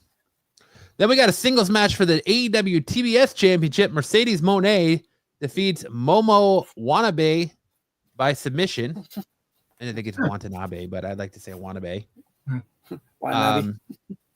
Then we had a singles match to determine the number one contender at the AEW World Championship. Swerve Strickland defeated Ricochet by pinfall. Yo, Ricochet is getting no love over there. It's funny. I seen a Zero promo. love. Yeah. Zero I love. seen a promo, and they're talking. They get to him, and he's about to say something. They cut him off. And they go to somebody. The battle for the pajamas that he had there. Oh man, Swerve getting no love. that's funny. We had a tag team match for the AEW World Tag Team Champions. The Hurt Syndicate, Bobby Lashley and Shelton Benjamin, with MVP, defeated the Outrunners, Turbo Floyd, and Truth Magnum by pinfall. God, AEW has some of the worst wrestling names.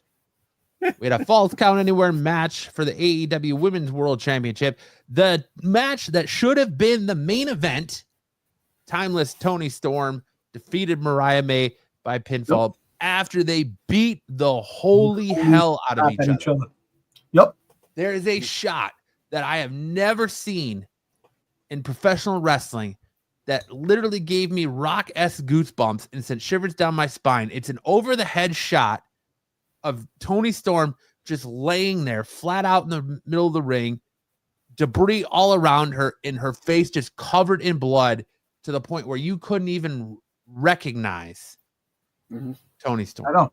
If it wasn't for that absolute dump truck that Toni Storm has, I would have never have guessed that was Toni Storm laying there. Hey, true. You know, that was definitely a crazy match. Freaking sharded glass all over the place and freaking just stabbing each other. I'm like, Jesus Christ. Yeah. Insane. Should have easily could have been one of the best women's matches of the year in all of professional wrestling. Should have main invented this. But no, after that, we got the singles match for the AEW International Championship. Kenny Omega defeated Kanosho Takeshita by pinfall to win the title. And then we got a steel cage match. Will Ospreay defeated Kyle Fletcher by pinfall. That was a good match. I can say that was a fantastic match. I thought it was good. You know what? Like I said, the crazy shit that they do, I think that was a wild match too.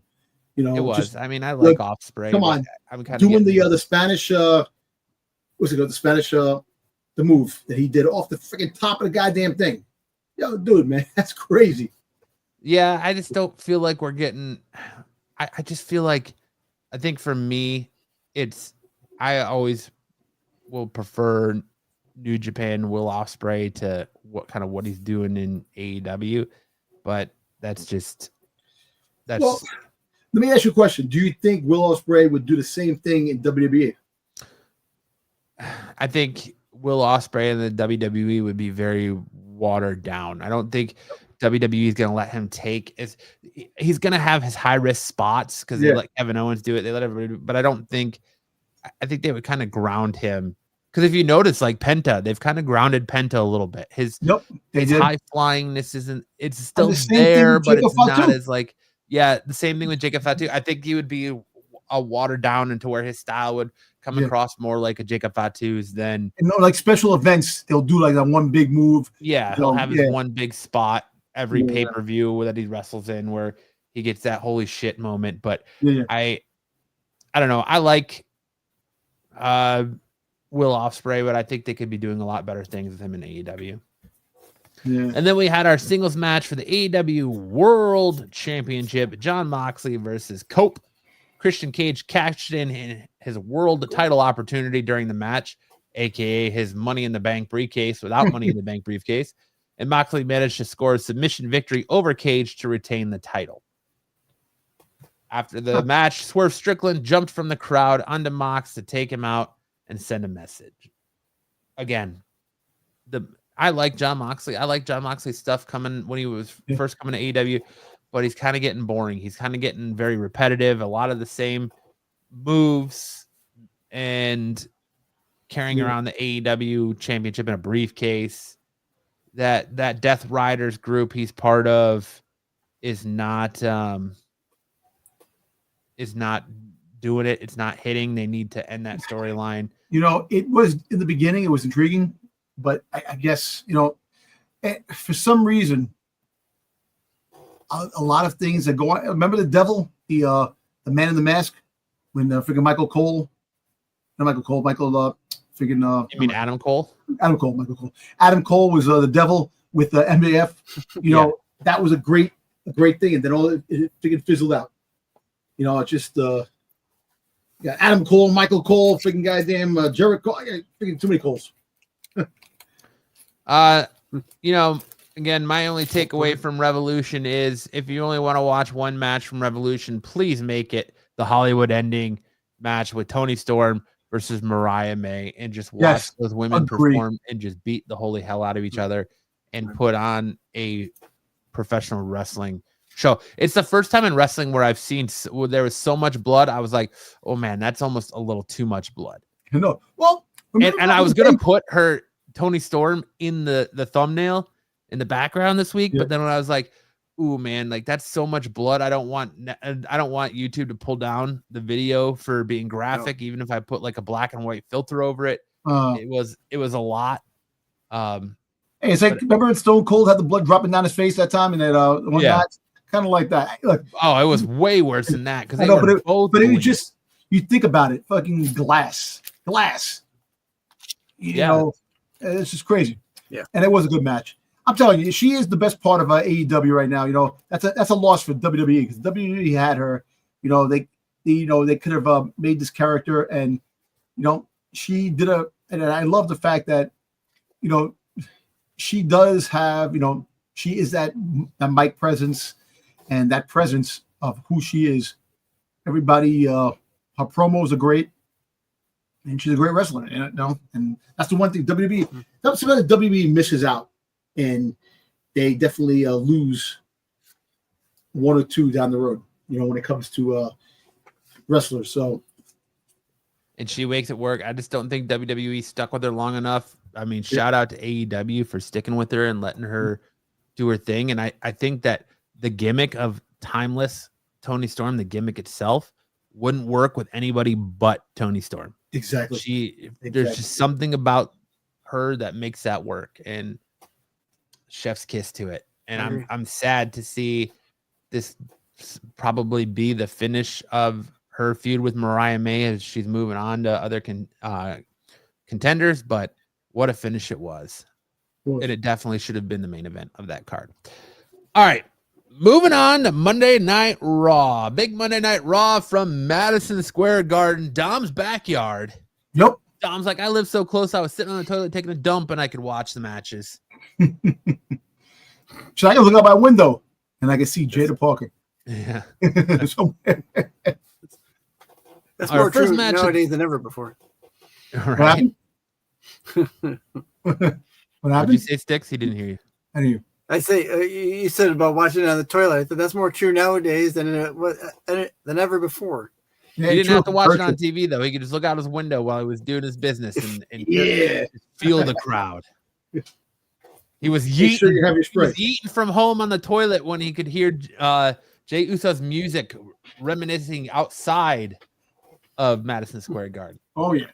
Our first match of the night was Jey Uso versus Grayson Waller with Austin Theory, with Jey Uso picking up the win. A-Town Down Under attacked Jey Uso after the match, but he managed to fend them off. Gunther blindsided Jey and locked him in a sleeper hold until he passed out.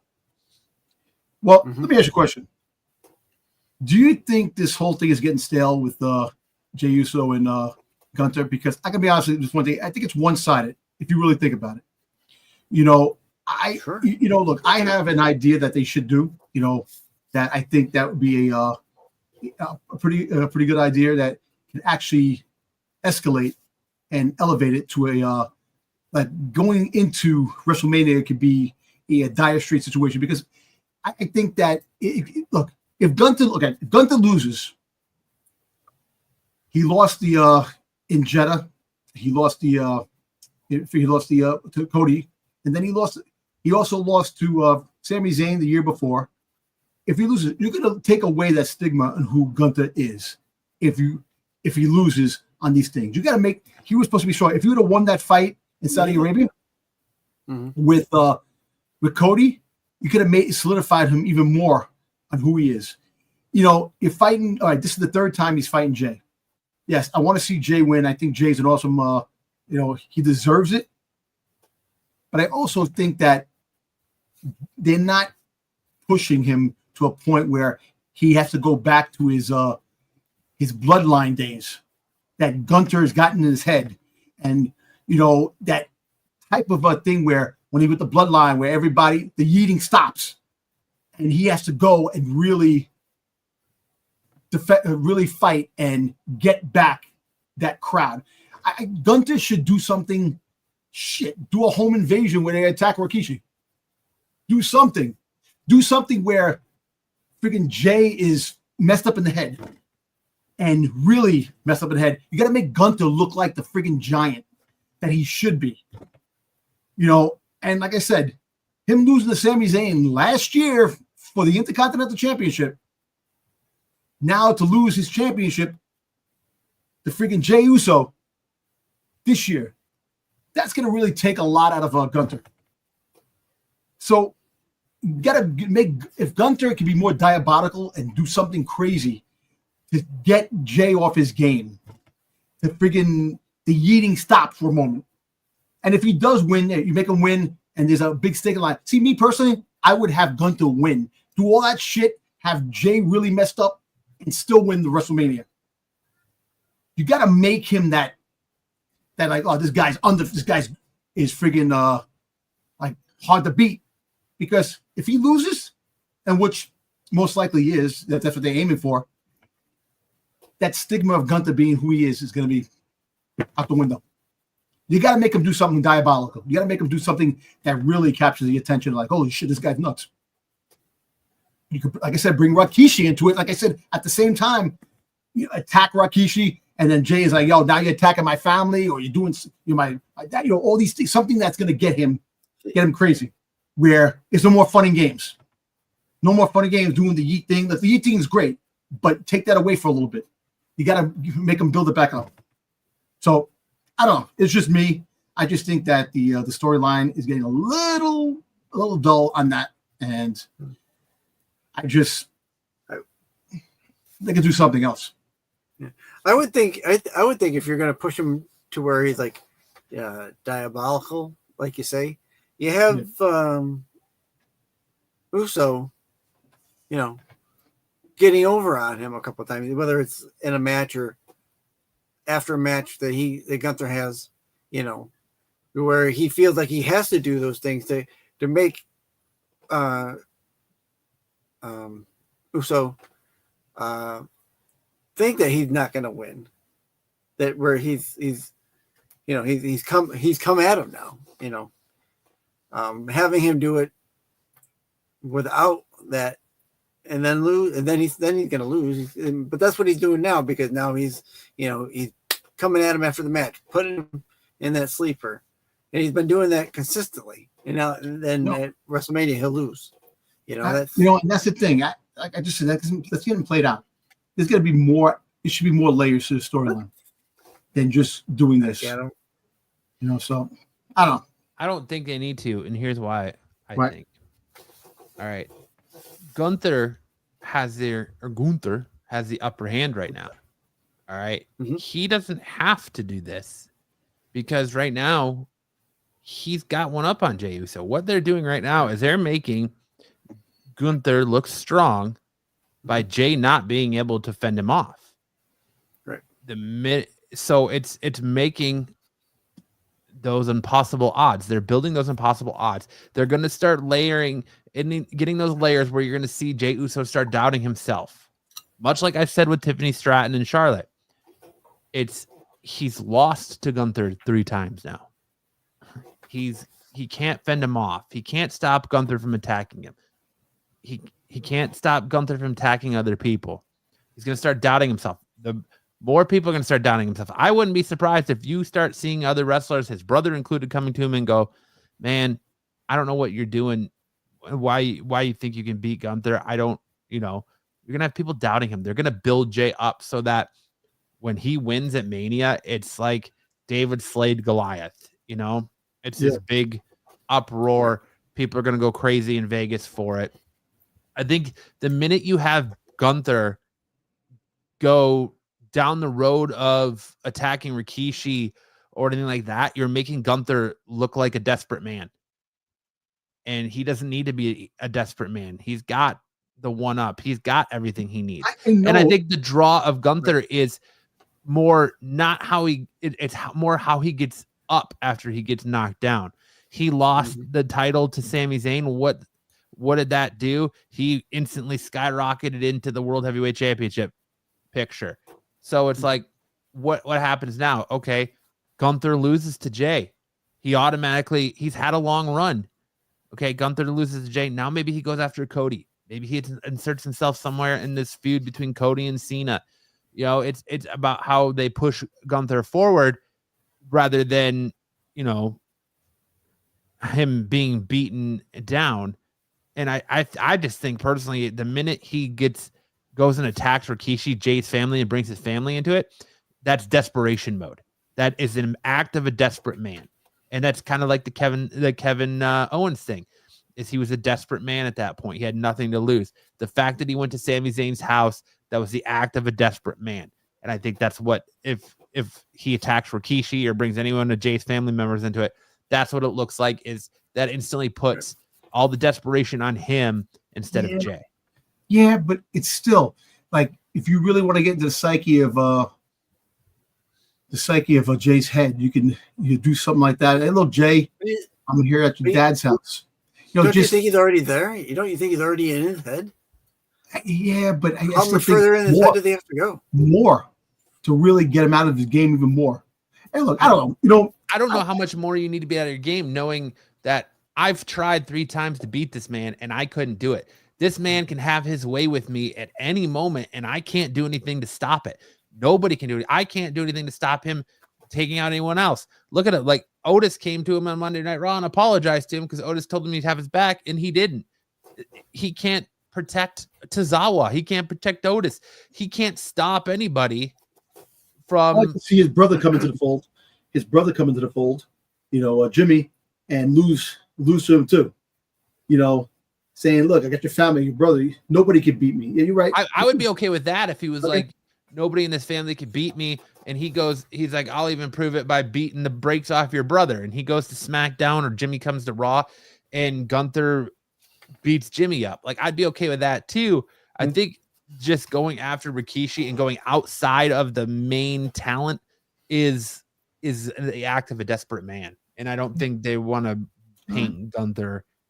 Like, if Gunther was on this like Baron Corbin level losing streak and he went after him, that would make sense. It's just, I don't think the story right now doesn't need him to go after. Yeah, Gunther does not need to look desperate right now. Right. Because he's not. He's got the upper hand. It's on easy street. So far, so much so, like, that's what they're telling. They're telling the story of his arrogance is going to get the better of him because he's so arrogant that he's supposedly hand-picking his own opponents and picking on the likes of Tozawa, But not to discredit you, Don. I get what you're saying. Yeah, I'm just trying to come up with something that's good. I'm just saying that I feel like it's just getting a little, because, like I said, I already know. Didn't I tell you that I think he's going to win? He was going to win the Royal Rumble. He's going to go and win the championship. I just want to see other things because it's like every week. Don wants to see them fight in a grocery store. Yeah, I want to see some Austin Booker T. That actually was good. Hit him with a bedpan. That's funny. I just want to see something else, like outside, like storyline that takes it somewhere else. Like you said, he can go to SmackDown, beat up Jimmy, and go, yeah, your family can't beat me. maybe I should ask your father. Maybe I should go and beat your father, type of stuff like that, because the two sons can't do it, and start saying some stuff. Maybe I don't know. Maybe that could be that Rikishi does get mentioned down the road before. I mean, we go to WrestleMania. He could start using Rikishi again and be like, you can't beat me. Maybe your dad could have beaten me, or he could use Rikishi in that way to taunt Jimmy. But I think beating him up and going there is an act of a desperate man, and Gunther doesn't really need to go that route at this point in time. Who's to say that doesn't change moving forward? But at this point in time, I don't think that's in Gunther's character, because he's very arrogant, he's very brash, he's very much full of himself. So right. Getting back to Raw, Logan Paul makes an appearance. He doesn't associate with guys like AJ Styles. He more so relates to stars like The Rock and John Cena. He'll do anything to get on top. Cody Rhodes was dumb for not accepting The Rock's offers. Logan Paul would have taken him up on it. Good call on talking about that, Dom, but I still think there's a little heat on Logan and The Rock's eyes for the whole Japan thing. He spotted Andrew Schultz in the crowd and asked him to give him a microphone. Schultz is here to see the steel cage match with CM Punk and Seth Rollins. He isn't here to see Logan Paul. He's here to see real wrestlers like AJ Styles. Paul attacks Schultz and drags him into the ring. AJ Styles makes the save and hits Paul with a flying elbow, which I feel like Logan Paul had Schultz in that, I want to hold for a lot longer than he should have. It was very clear that it almost felt like AJ was supposed to come out a lot sooner. Yeah, he did. Yeah. As Paul walks away, Styles demands he gets back in the ring. Logan Paul doesn't listen, so Styles celebrates with Schultz. Paul might have rushed that cue too. That could be too, yeah. To where they go, you got to go out now because he's set up to where you're supposed to be. So drop the music. Then we saw a tornado tag match between Dragon Lee and Rey Mysterio of the LWO versus Xavier Woods and Kofi Kingston in the New Day, with the New Day picking up the win with an assist from a guy in a U.S.-themed Lucha Libre mask. Instead of saying thank you, gracias. And there's a lot of speculation going back to Dom's dirt sheets that was actually Rey Fenix under the mask. They're saying that their intent is to team Phoenix and Penta back together as the Lucha Brothers in WWE, but to pull off the gimmick that was actually Rey Fenix under the Chad Gable mask instead of it being Chad Gable. That's right. He goes, I saw it too. You? And all of a sudden the guy goes, yeah, security, New York security. Yeah. I was like, if Dom was there, he would have been all over it. Oh, yeah, definitely. That was funny, though. Yeah. But, I think they ended that too fast, too. I think they should have had that last a little bit longer with him going out, trying to find the secrets and stuff like that, and then have him come back. I think that was just too soon. Yeah, I agree. I think, he should have been studying. We should have got some vignettes of him in the ring and a loop since WWE owns Lucha Underground now. I think Styx showed that you could have him in a Lucha Underground or in the Lucha Underground like they do the NXT Underground stuff. Yep. He could have been in an underground wrestling match, learning the dark arts of Lucha Libre before coming back. I think I agree 100% with you that it was a little too quick on this whole dark arts of Lucha Libre thing, because you're telling me you can learn the dark arts of Lucha Libre in 5 days? Yeah, exactly. And you get the box from that old guy. Yeah. Well, he said the mask is a magic mask. A magic mask. It's inviting him with the. What is he supposed to be? What is he supposed to be in Spider-Man comics? The freaking Lucha Libre. They found the mask. I was gonna say, what is he, Doctor Strange with this mask? Make him the sorcerer. Bad Bunny was supposed to play the luchador character, the Spider-Man El Luchador. Whatever his name is. Come on. Yeah. With the magic mask. I don't know. Yeah. Like I said, they should have just held that out a little bit longer. It would have been fun, but you know what? They did what they had to do. Backstage, Dominic Mysterio tells Finn Balor that he got him an IC title match against Braun Breaker. He just needs to confirm it with Adam Pearce. Finn Balor hugs and thanks him for it. Did you see his face? Cody Rhodes makes his way to the ring. Yeah. He's here because Madison Square Garden is the cathedral and the center of the WWE universe. His opponent, John Cena, will not be here tonight, apparently. It was an easy decision. The fans begin chanting, "Let's go Cena, Cena sucks." So Cody encouraged them to do it more. Best for business. No one defined best for business that no one better defined best for business than John Cena. But there's over 17K people in here tonight who would say the business has changed. Here is a state for you. 17, that doesn't happen, but he will get the heartbreaking chance to beat his hero in his last chance. Cody Rhodes is the captain now. I am the captain now. That was a good promo. A great promo. I enjoyed that promo. But like to your point you made a little bit ago, I'm starting to feel like you're going to see Cody Rhodes on Raw and on SmackDown to carry this feud, because John Cena is going to be nowhere to be found except for the Raw the next 3 weeks. But after that, you probably won't see him again until right before the Raw before WrestleMania. He's going to come out and sneak attack Cody Rhodes and do something like that. The same thing with The Rock.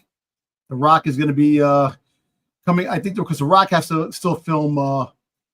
He has to redo reshoots, right? For what's the movie? I think he's done with that. I think he's getting ready to do the Scorsese DiCaprio movie. I don't think that's starting yet. Is it starting? I don't know. That movie's supposed to be coming soon too. Something like that, but I don't think it's going to happen now. I think a couple of months down the road, but The Rock still has something going on. But like I said, we might get an appearance of The Rock one of these 3 shows, which I say it's going to be probably right before WrestleMania before we see The Rock again. Honestly, probably the Friday Night SmackDown. Yeah. We got a women's IC title #1 contender match: Bayley versus Raquel Rodriguez. With Raquel Rodriguez with a massive assist from the Judgment Day, but I like that they are giving somebody new a shot. I like that Raquel is getting the shot over Bayley. Yes, me too. Bayley's been one of those players that have been too long, keep winning, always in the big main event. It's time. And don't get me wrong, Bayley is one of the greats. But new talent. It's always about new talent, which we actually are seeing like everybody complains that they don't see the same people like they complained when Jay won the Royal Rumble. But it's great to see new people win. It is. To try to build up new stars. You can't keep having the same stars over and over and over and over again. You need to change things up. And look, like at the end of the day, like Ron Breakker, like when he ever gets a chance, the fight, this week, next week, we'll see what happens with Ron Breakker and Finn. Like I said, that's a pretty new match. Finn versus Ron Breakker, which is good. And I can see Finn maybe winning down the road, but I don't think he's going to win now. I think this is I think maybe next week we might see the downfall of Judgment Day. I think the new member is coming soon. He's going to assist, help with Dominic, somebody, House Black. But apparently he's going to SmackDown. That's what they say. Yeah, because that's where his wife is. Yeah. So we'll see. I don't know what happens down the road, but the new people that are winning these things, it's great for the business. It really is. And the constant winning of the same people, it does get annoying. Like we like to see how many times The Rock won, Stone Cold won, how many times Shawn Michaels won, Triple H won. Now you get to see a lot of different people now, which I'm happy about. Bring up new stars. Like I said, there's 1 million women in the back. Freaking Michin, 3 fights against Chelsea. Come on. You could have had somebody else fight Chelsea. It was a pretty short Raw this week. We only had 4 matches. It was a lot of promos and backstage segments. We got a backstage segment with one Chad Gable denying that he had anything to do with the interference in the match with Rey Mysterio. In clear shot, we see another person wearing a USA-themed mask being escorted out by security. While everyone wondered why New York security was so slow. Dom, why is New York security so slow? I don't know, because there's so much to do. The bright lights, too much light going on in New York City, man. In a blink of an eye, New York minute. For your brothers of the badge, Dom. Yo, listen. In a New York minute, anything can happen. Things can change in New York minute, so you gotta. They're too busy waiting for their chopstick sandwich to get there. Something, I don't know, but it's kind of funny. Cheese, whatever. All kidding aside, I actually kind of knew something like that was going to happen. that you're going to see some dude in the same outfit as Chad Gable get escorted out. I'm like saying to myself when he was saying, that wasn't me. I didn't do that. And she's like, we literally saw you wearing the outfit, this and that. And I'm like, are they going to do this angle where have somebody else come in the thing? And sure enough to do that, I'm like, look at this. See, and I think the guy from the background, I think that might have been FedEx. Yeah, well, that's what I meant. Is that I don't know, but it was funny when he came into the ring, said thank you. Gracias. Yeah. Like, come on, man. Yeah. That's funny. That's funny stuff. That's funny. Hey, look, you know what? Like I said, that if they do it right, and Chad Gable is a funny dude.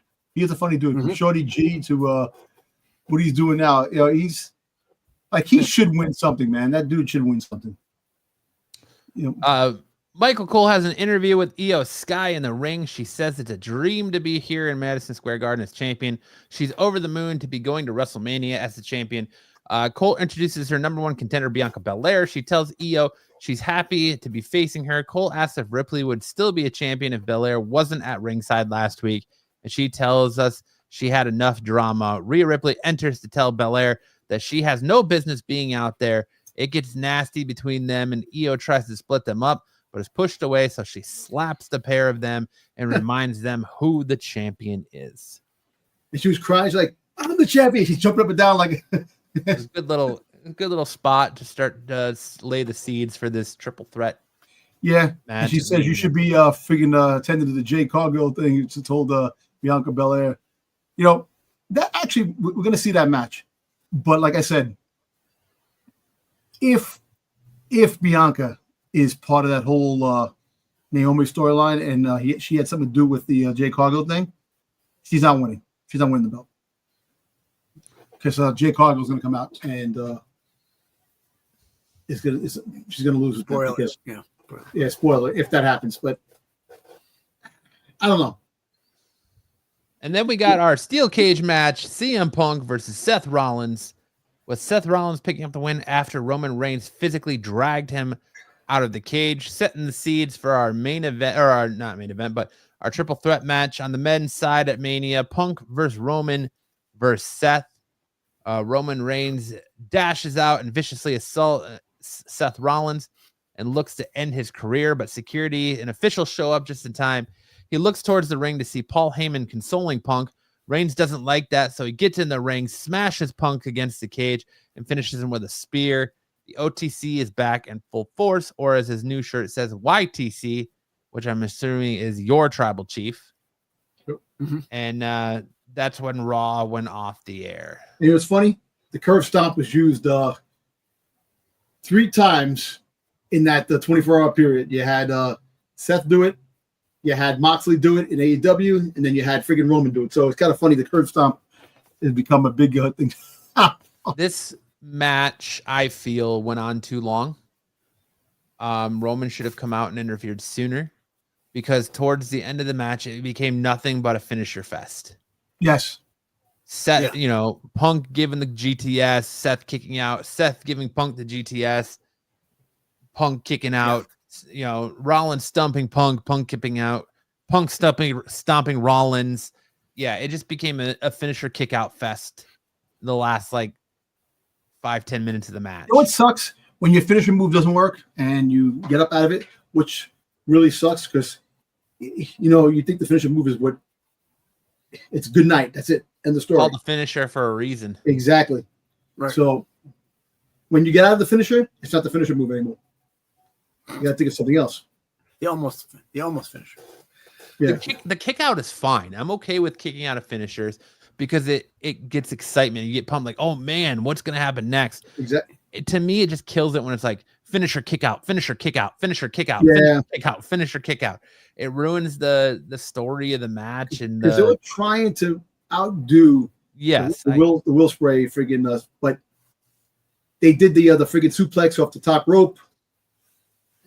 Basically, that's the biggest move that they did. If you really think about it, they really didn't do a lot of things. Hey, look, like I said, they pumping up Roman Reigns, his return to come back, and I think Punk should have hit the Macho Man elbow off the top of the cage on Seth Rollins. Ooh, yeah. Yeah. But it's an interesting dynamic now to bring Punk in that because he was being consoled by Heyman and Reigns didn't like it and attacked him. So now that gives Punk, saying Reigns cost him again. So that gives Punk fuel to be in this triple threat and go after Rollins and Roman. So let me ask you a question. Does this mean now Paul Heyman might betray Roman Reigns? I think there's a massive Paul Heyman heel turn coming. Yep. A massive one. He's training Ron Breaker now, so kind of Ron Breaker might be a. You never know. He might be coming into the equation down the road. Yeah. So that could be a possibility, or like the favor that he owes Punk. To see Punk becoming a heel. You know what I'm saying? There's some possibilities of what can happen. Like I said, but Paul Heyman is definitely turning on someone. Yeah, I definitely think that's going to be the heartbreaking one that nobody saw coming is the moment he turns heel and leaves Roman. And I think it's going to happen sooner rather than later because we are definitely winding down to the end of the Bloodline storyline. So I would not be surprised to see that heel turn coming sooner rather than later. But what was your guys' ratings, thoughts, likes, dislikes from this Monday Night Raw from Madison Square Garden? Go six. Go ahead.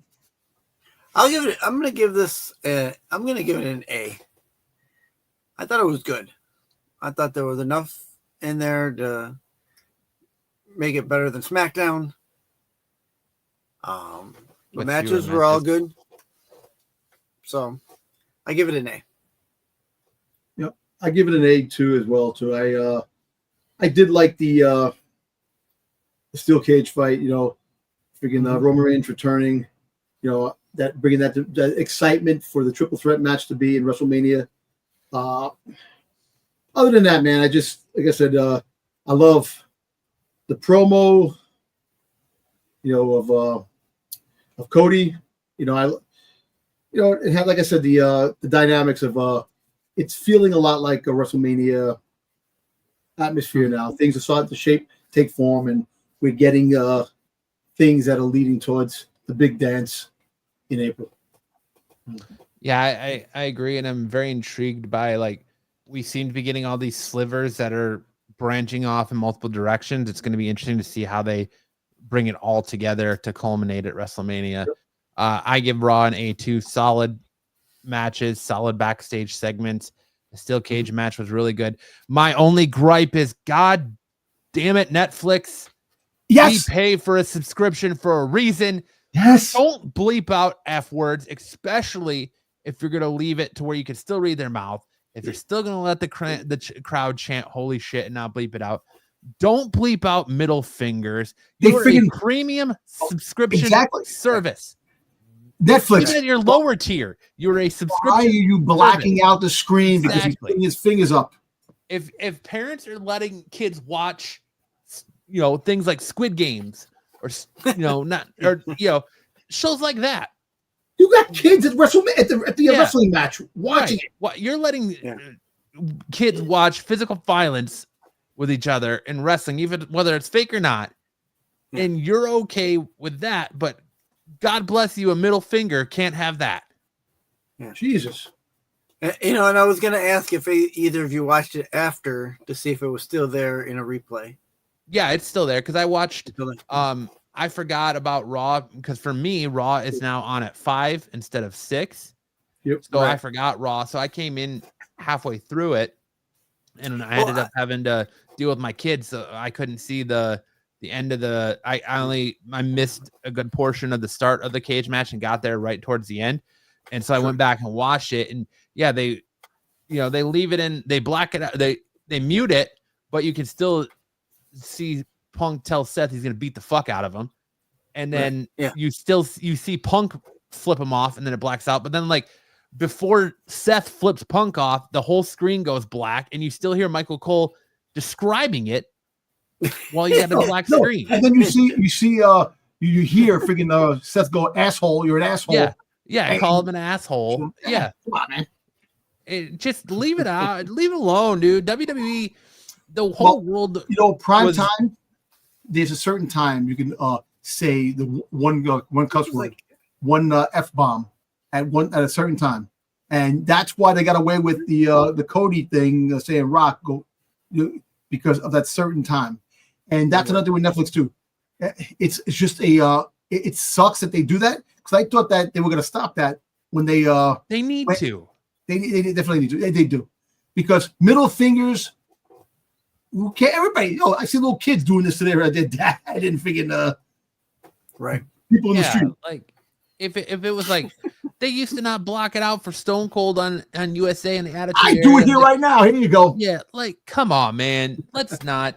And I wonder how much of it is people getting upset with the WWE not bleeping out when Cody told The Rock to go fuck himself and all that, and now they're being.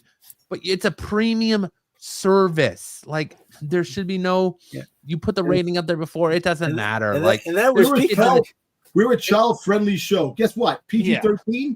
You've been watching movies, all the superhero movies, all the stuff for kids. They've been cursing in that damn thing. There's kids in attendance, and you're still letting them, shout at the crowd's chant. No, come on, man.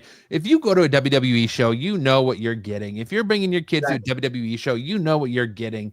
Stop it. You're damn skippy. Stop it. I understand doing it on network TV. That's fine. Doing it on CW USA. That's fine. But this is a premium service that these people pay for, myself included. Come on. I don't want to see blacked out screens. I don't want to see muted swear words. Give it to me, baby. Give it to me all. Give me all. How long it took for The Walking Dead for Daryl Dixon said the F word. There was an F-bomb in freaking Walking Dead that they used after so damn long. Come on. Listen, we're at a time which I don't understand, where everything became soft. It just sucks. The fact is that a middle finger, freaking everybody uses middle fingers, from kids to grannies. It just, there's no need for it. If it's not like they were excessively cussing, and then you're going to pick and choose what words are bad. You're going to bleep the F word, but you can't say asshole. Yeah, let Seth sit there and call him an asshole and all that. I don't know. I digress. I'm just saying, Netflix, I don't pay for that. I pay for premium content, and you deciding to bleep that and block that out is not a good look. You might as well go back to USA Network if you're gonna play that game. I thought that's why they were leaving USA, so they could do it a little bit more, but guess not. But just a reminder, did I give we all gave our grades on Raw, right? Yep. Today. Yeah. Okay. Just a reminder right here, Raw next Monday night, live from Brussels, special start time of 3 p.m. Eastern, 12 p.m. Pacific time. That's crazy. I still think that's crazy. It is crazy. It is crazy. And I'll be like, that's 12 p.m. my time. So like at noon, I'll be eating my lunch watching Monday Night Raw. That's awesome. As soon as I get out, that's my time to get out of work. So Monday night, I have no idea what I'm able to do on Monday night. Like, it sucks, man. Because I'll be just getting home from work, to watch towards the end of the main event, because I'm not going to get home in time, because it starts at 3. I go to the gym. Right. The time I get home from the gym, I'll be getting home after I pick up my wife. My wife, we come home together by almost 6 o'clock. So it might be over with by the time. Make it a cardio day and just watch it while you're walking on the treadmill. Yeah, you can do that. There you go. That's what I do. I've started making Tuesday nights my cardio when I go to the gym, because that way I watch Daredevil Born Again while I'm walking on the hamster wheel. There you go. So, all right. This leads us into NXT Roadblock. Our first match of the night was the TNA World Tag Team Champions, the Hardy Boys, versus Nathan Fraser and Axiom. And the Hardy Boys won by pinfall, which I thought it was very classy of them to later congratulate them and say that they were the fastest team they've ever wrestled. I tell you what, that was a good match, man. That was a good match. It was a damn good match. But definitely on the edge of my seat. On the edge of my seat, Because think about it. You're watching it like, are they going to win, make history, this and that? And it was so close. And then once the mishap happened when he jumped off the top and he kicked him, you're like, oh, that's it. It's over. But that was a good match, man. I definitely was very intrigued and happy about that match. Which there was that one, I don't know if we call it a springboard, but where he went off the ropes and he came over onto the Hardys. He almost missed it. He almost like I know, yeah. Halted right over him. Rotated, yeah. Yeah, he's like, right over him. Oh wait, I gotta hit him. Crazy. That was good. That was a good match. It was a good match. I enjoyed it. Backstage, Mickie James gave some advice to Jada Parker about making her mark in the women's division. Yeah. Then we saw a match between Jordan Grace defeating Roxana Perez by pinfall. Mm-hmm. That was an interesting match. That you know what is what's interesting about that? That she lost to Jordan Grace, and they're pushing her to come to the main roster. You would think they would have a little bit of momentum towards her coming to the main roster because she already was the longest girl in the Royal Rumble. She also broke that record. She also was in the Elimination Chamber. So I don't know, going back to NXT and then losing. I know Jordan Grace. I'm not saying Jordan Grace is that. It shouldn't, she's a powerhouse, but kind of like, doesn't that take the momentum out of Roxanne Perez in a way that she was the main roster, a couple of things, and then goes back down to NXT and loses, kind of, like I said, I'm not taking anything away from Jordan, but just kind of crazy that they would definitely make Roxanne Perez lose just like that. I don't know. Backstage, The Undertaker gave Oba Femi a pep talk, saying he's been watching him. He's impressed and tells Femi to go out there and defend his yard. That's when we got our NXT Championship match. Oba Femi defeating Moose by pinfall. That was a good, just two big dudes, powerhouses going at it and throwing hands. Mm-hmm. Hey, who should who should Vaquer defend against and stand and deliver? That's interesting. It's a couple of good attenders. That's another thing too. You're gonna have to come up with a good opponent for Vaquer after she wins. You got to set up the game. But well, we just had that. Someone asked that question. Yeah. Yep. Nola says, who should Vaquer defend against at Stand and Deliver? I was going to answer this, but I was going to wait till after we went over the Stephanie Vaquer match, but that's all right. In Stand and Deliver, Lola Vice, Solo Ruka, or Jordan Grace defend the NXT Championship. I think she should. She's probably going to end up dropping the North American Championship to Jordan Grace. Yes, I see that. Or if Jada Parker comes back, and because you have to give that girl a championship. You have to give her something. She hasn't been in the championship game in a while, and she's definitely like I said, give her something. But like I said, there's a lot of good women in that damn in NXT that deserve championship matches. So we'll see. But Jordan Grace does sound like the legitimate. Yeah, I think she's going to drop. Yeah. They're going to keep her NXT champion for a while. Yeah. I think she drops the North American Championship to Jordan Grace. Then we got we saw a little bit of Ricky Saints after momentarily talking to Ava. Fatal Influence told Ricky Saints that he doesn't belong at NXT and walks off. Saints complained that everyone keeps saying that, and he has a match next week against Ridge Holland. Ethan Page then comes over and then reiterated to Saints that he shouldn't be in NXT and walked off to come out for his street fight, which led us to our street fight, New York City street fight. Javon Evans defeating Ethan Page by pinfall, which was a very good match. Yep. I want Ethan Page to get more love, man. Try to get more. Like I said, I still think that he's going to be part of that Rock faction. I still think down the road, just before it all comes to an end, he's going to be part of it some way or the other. But that was a good street fight. It was. Then we got the name of the group. Sean Spears, Izzy Dame in Brooks Jensen's group is called the Culling, apparently. Culling, yeah. Styx, I didn't mean to cut you off. What did you think about the Javon Evans Ethan Page match?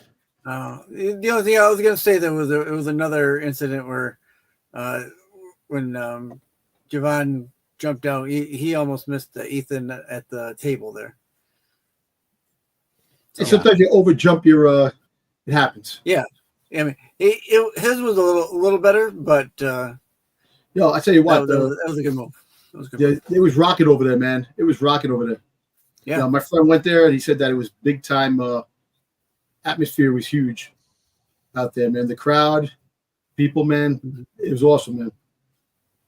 And that was in the theater, right? It was not. Yeah, it was the theater.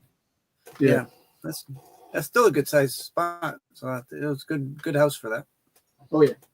Eddie Thorpe was interviewed by Sarah Schreiber in the crowd about the NXT Underground match for next week. Trick Williams attacked Thorpe and took him out, which led us to our main event, the winner-take-all match for the NXT Women's Championship and NXT Women's North American Championship. Stephanie Vaquer defeated Julia to win the NXT Women's Championship. And I saw a lot of talk online that they were unifying these titles.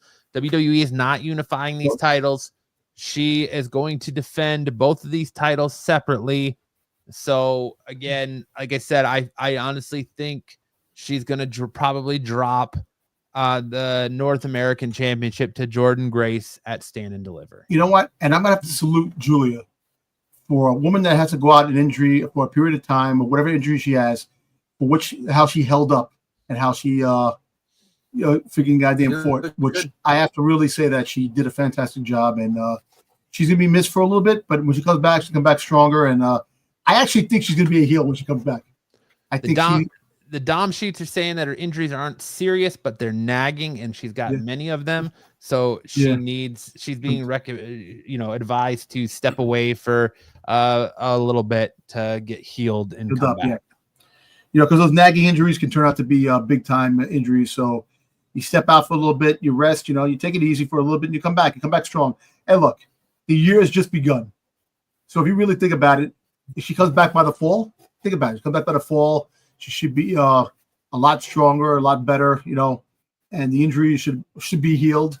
And like I said, I think she's going to come back as a heel, and we'll see that because, like I said, I think they're going to fast track. They're going to fast track Julia going to WWE. I think next year, definitely next year, she's going to be in the WWE. I don't see her staying in NXT that long. And then after that, Stephanie will be coming up next because they're great talent and they're in the NXT, but they will definitely sell a lot of merchandise and a lot of tickets when they come to the main roster. You'll definitely have Julia on Raw or SmackDown, or you have Stephanie on Raw or SmackDown. They won't be on the same show because you need that balance of the shows to have one of the two prospects on there. Gentlemen, your ratings, your feelings, your thoughts about NXT Roadblock. A+. A+ from Dom. Styx? I'll agree. I think it was an A. Really good show. I enjoyed the whole way through. So, yep. A. I agree. It's an A for me as well, as it was a good show from start to finish, and it held. Like sometimes during NXT, I'll flip around, I'll go do something else, I'll have it on the background and just listen to it to keep up for it, to talk about it on the show. But this is really one show that had me on the edge of my seat, especially since I knew, even though I knew for 2 weeks now because it leaked out in the Dom sheets who was going to win the match. Listen, all I know was even better. It was even rocking because the bright lights of New York City. Broadway. So it kind of really, it did definitely deliver the match. Like I said, it's unfortunate that Julia was hurt, and I wish that fight could have been a little bit longer, and I wish that fight would have, it sucks that knowing that she was gonna lose because she's hurt, but hey, listen, I'm telling you, man, she'll come back by the fall.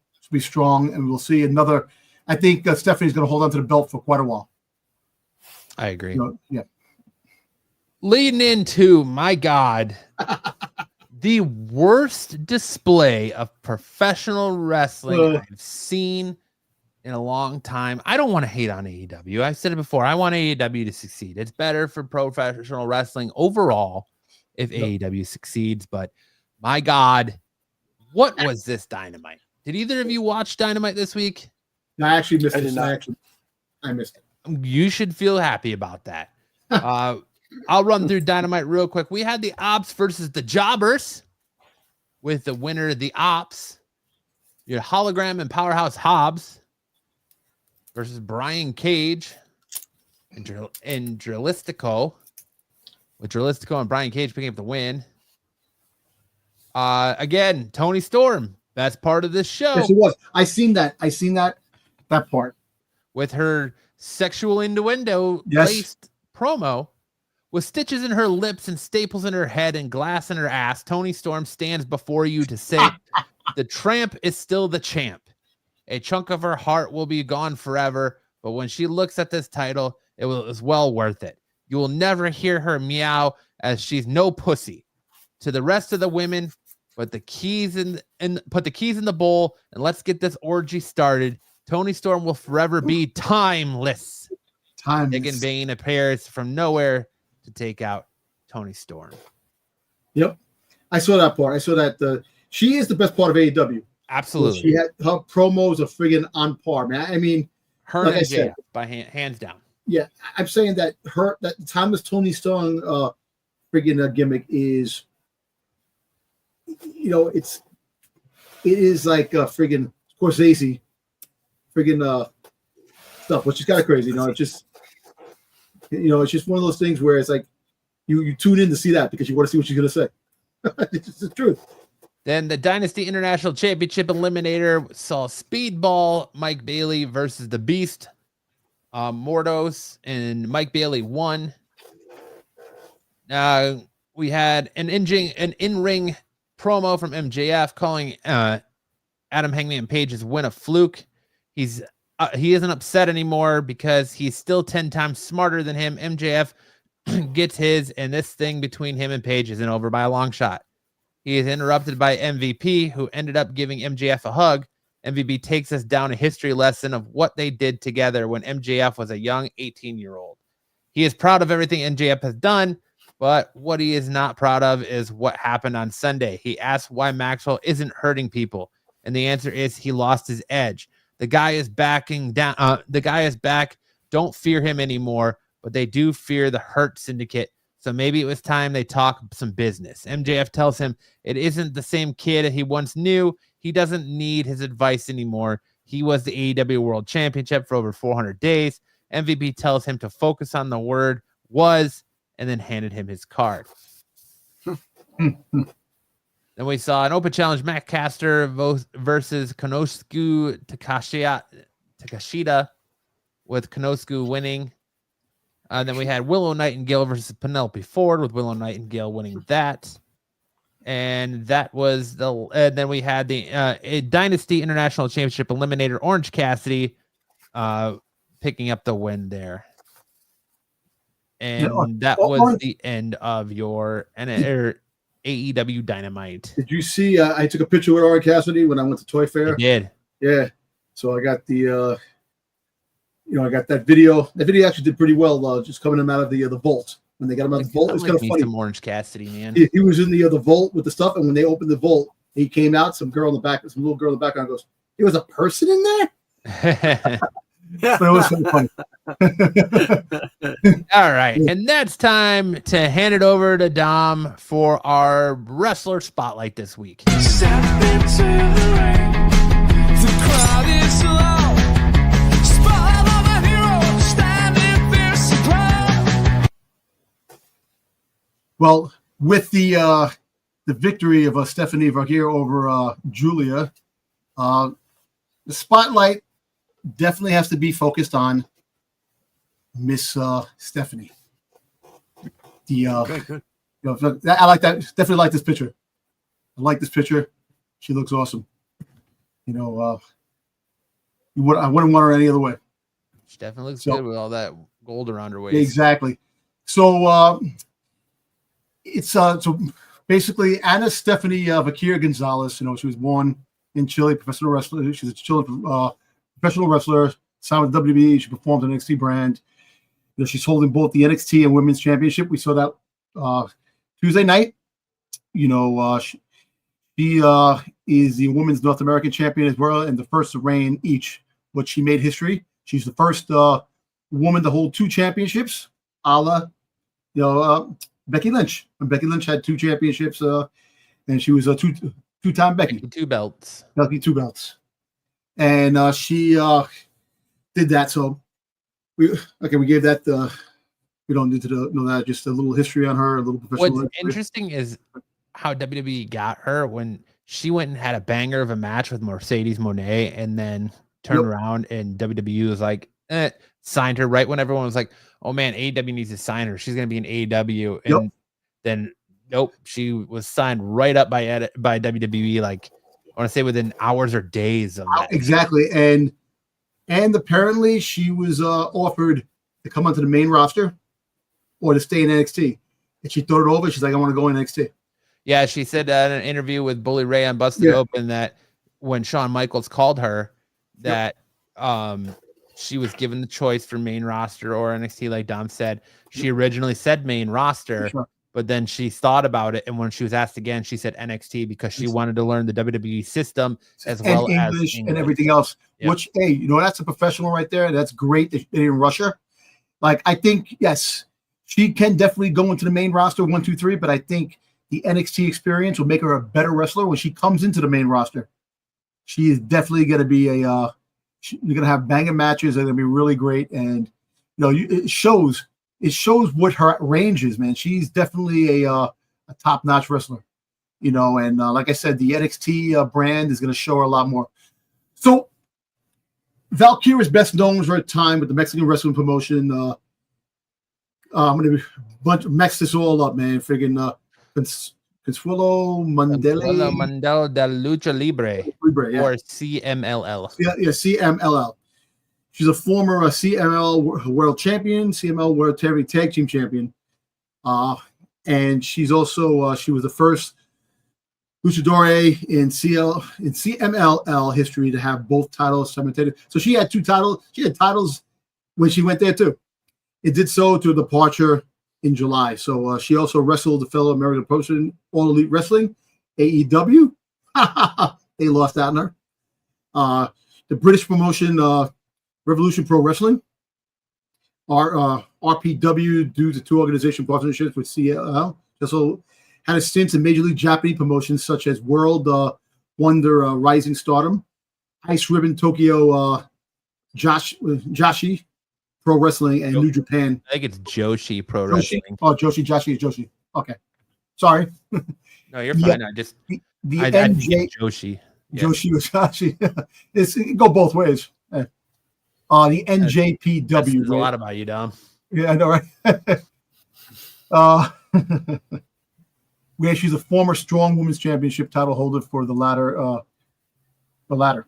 Vaquer, she's the first Chilean South American woman to compete and win championships in CMLL, NJPW, and WWE, and second overall Chilean South American to compete in WWE. So she's making history, for her talent.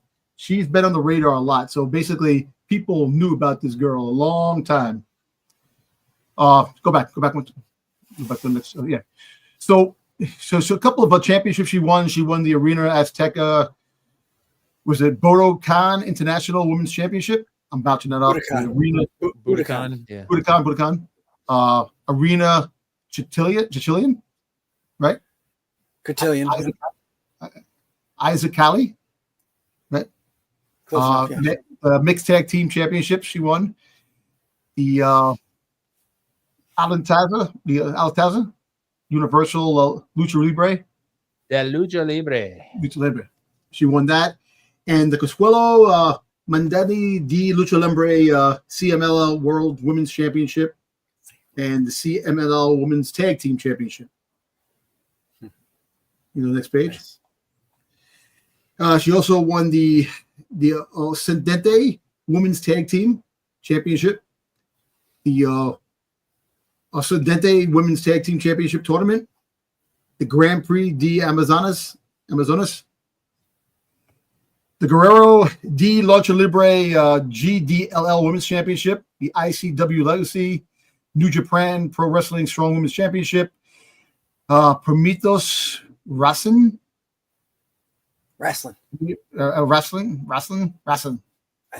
She won that. Pro Wrestling Illustrated ranked number 5 top 250 females single wrestlers in 2024.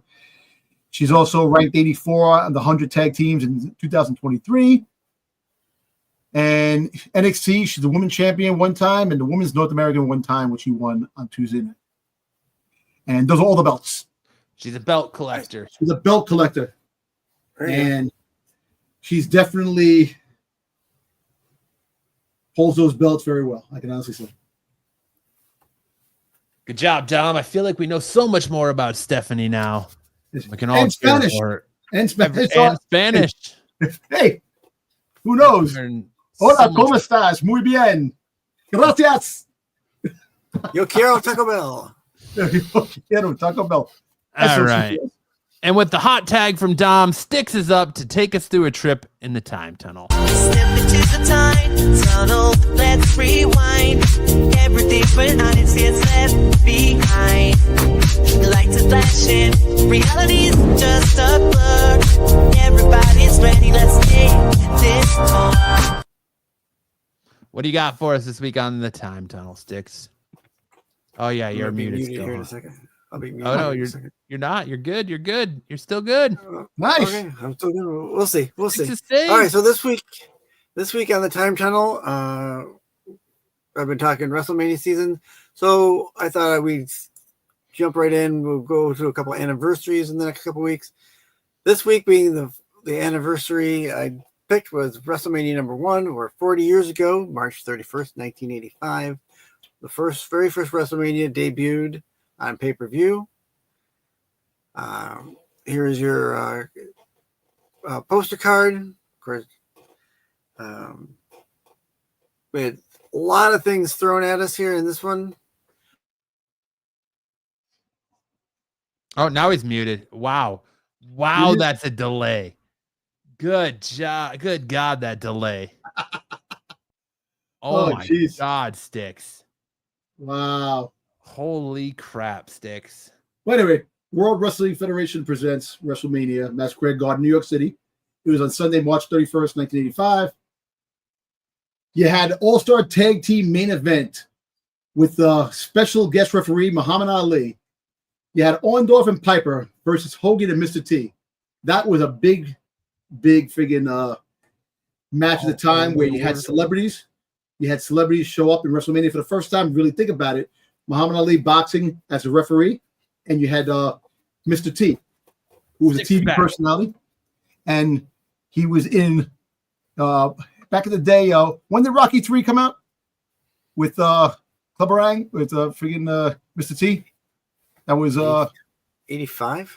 85. So basically, he's off his Rocky 3 appearance. There you go, Styx. Bring it back. Rocky 3 came out in 82. 82, right? Oh, 82? Okay. 82. Okay. 82. Yeah.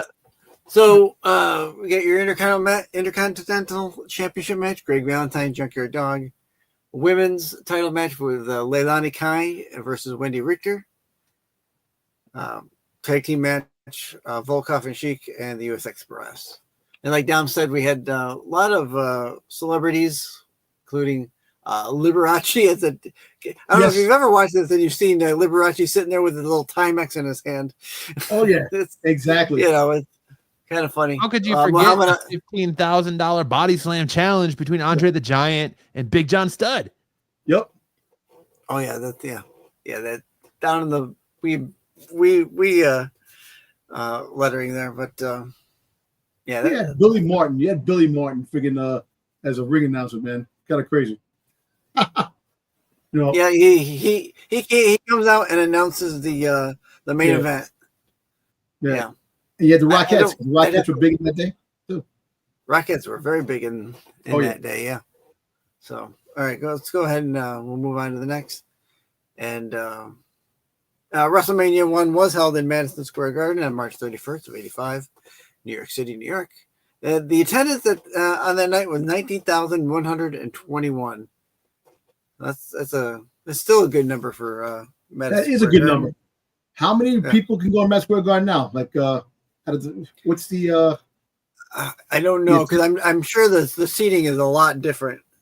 Yeah, I know they've retrofitted new seats. But that sounds like a lot of people. Almost 20,000 people. That is a lot of people. That's still great. You know what I'm saying? Yeah.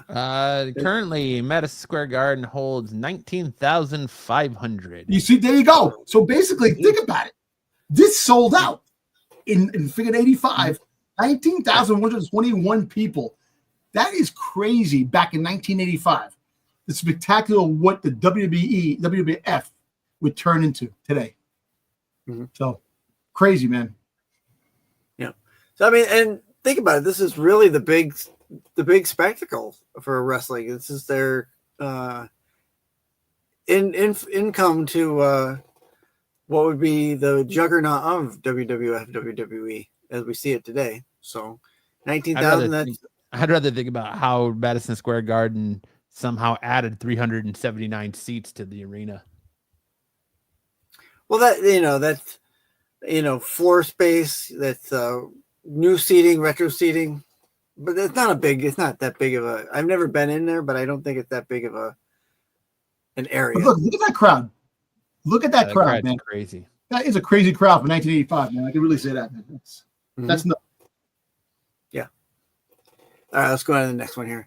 All right, here's your matches and their outcomes. First match on the card: Tito Santana defeats the Executioner. You stuttered that. You stuttered this. Your internet's an executioner. Then we had King Kong Bundy versus SD Jones. All right, King Kong Bundy versus SD Jones. Special delivery. With it only took 25 seconds of time. That's crazy. That's crazy. Ricky Steamboat defeats Matt Bourne. Yep. 4 minutes 37 seconds. Then you got Bruno Sammartino's son, David Sammartino, versus Brutus the Beefcake with Jimmy Valiant in his corner. Ended in a draw after 12 minutes 43 seconds. That's a long match, though. 12 minutes and 43 seconds. That's a long match. Yeah. Well, they had to fill up time after King Kong Bundy only took 25 seconds. It's like shit. Now we gotta fill it. The big Andre the Giant versus John Studd, the $50,000 body slam match that lasted 5 minutes 53 seconds. Where Andre the Giant defeated body slamming Big John Studd for the first time. I think maybe for the first time. Of course, you were gonna have that any other way. Yeah. Leilani Kai versus Wendy Richter. Wendy Richter, with Cyndi Lauper in her corner, defeated Leilani Kai, the champion, to win the WWF Women's Championship in a 6-minute, 12-second match. Captain Lou Albano was in the Girls Just Want to Have Fun video as a father because of this, and that's how she was able to get it. Cyndi Lauper was in this, so Captain Lou, was it Captain Lou or was it Donnie Aiello? Oh no, it was Donnie Aiello. I was thinking Captain Lou was in the Madonna video. Yeah, pop it up huge. Yeah, that was Donnie Aiello. I'm in trouble. Yeah, I'm trouble. Yeah, don't preach. Nikolai Volkov and the Iron Sheik with Freddie Blassie in their corner defeated the U.S. Express with Mike Rotundo and Barry Windham. To the even single or tag team matches. Both of those guys were good wrestlers in their day. They were the champions with Captain Lou Albano in their video. Their video. Yeah, their video. Yeah, listen, the Iron Sheik made them humble. 6 minutes 55. Humbled them. Yeah. Hack two. I'll humble you. Yeah. All right. Iron Sheik came to my hotel one time, and he was doing that. He was talking about the humbling people. It was funny. He asked about Hulk Hogan. Oh, yeah. Yeah, it was a long time ago. Because he's no longer with him. But the whole fact that he was there, we asked about Hulk Hogan. He goes, "Put two." I friggin' humbled that guy. Hulk Hogan. I spit on him. Yeah. He would be one guy that I wouldn't mind meeting. Wouldn't have mind meeting at some point. I think he was a great heel, but he was also a great ambassador for wrestling too, for his years. So, and then let's see, on to the main match. Hulk Hogan and Mr. T versus Roddy Piper and Paul Orndorff. Hogan and Mr. T with Jimmy Snuka in their corner defeated Roddy Piper and Paul Orndorff with Cowboy Bob Orton. And Bob Orton, friggin' Randy Orton's dada. Yeah. And of course, we said Muhammad Ali was the guest referee. That was a 13-second match. 13-13. Yeah. That's about how long that Hulk Hogan is staying at his appearances now for the Real American Beer. No, I know, right? Oh, my time's up. You heard? You left people stranded? Yeah. People stranded with the beer stuff? Yeah. Kids crying. Yep. If you have never watched WrestleMania before, go back and give it a watch. It's a great spectacle to watch. The nostalgia of old time wrestling. Nostalgia alone. I mean, the WWE where it came from has really blossomed into the mega corporation it is now. And to witness that in 1985 and to be here for WrestleMania 41, and just the shot that Vince had to take on WrestleMania 1 and how much they were close to going bankrupt and out of business, and he put everything he had into WrestleMania 1, and it became a huge success. Yeah. Yep. And that's it for me this week. Thank you, guys. Good job, Styx. Good job, Styx. Definitely. Good job. That brings us to our end of the show. Just want to remind you guys one more time, Raw Monday night, special start time, 3 p.m. Eastern, noon Pacific, live from Brussels. Don't miss the return and our first look at heel John Cena.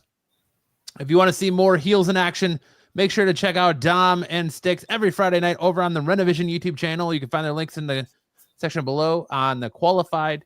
You can see me and Styx do our thing on Saturday nights and Saturday Night Special. You can see Dom talking and getting angry about Star Wars on the Star Wars show there on Sunday nights. So true. So true. That's not true. And that's it. That's so true.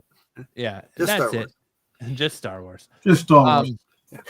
Our poll: do you think Lex Luger belongs to the WWE Hall of Fame?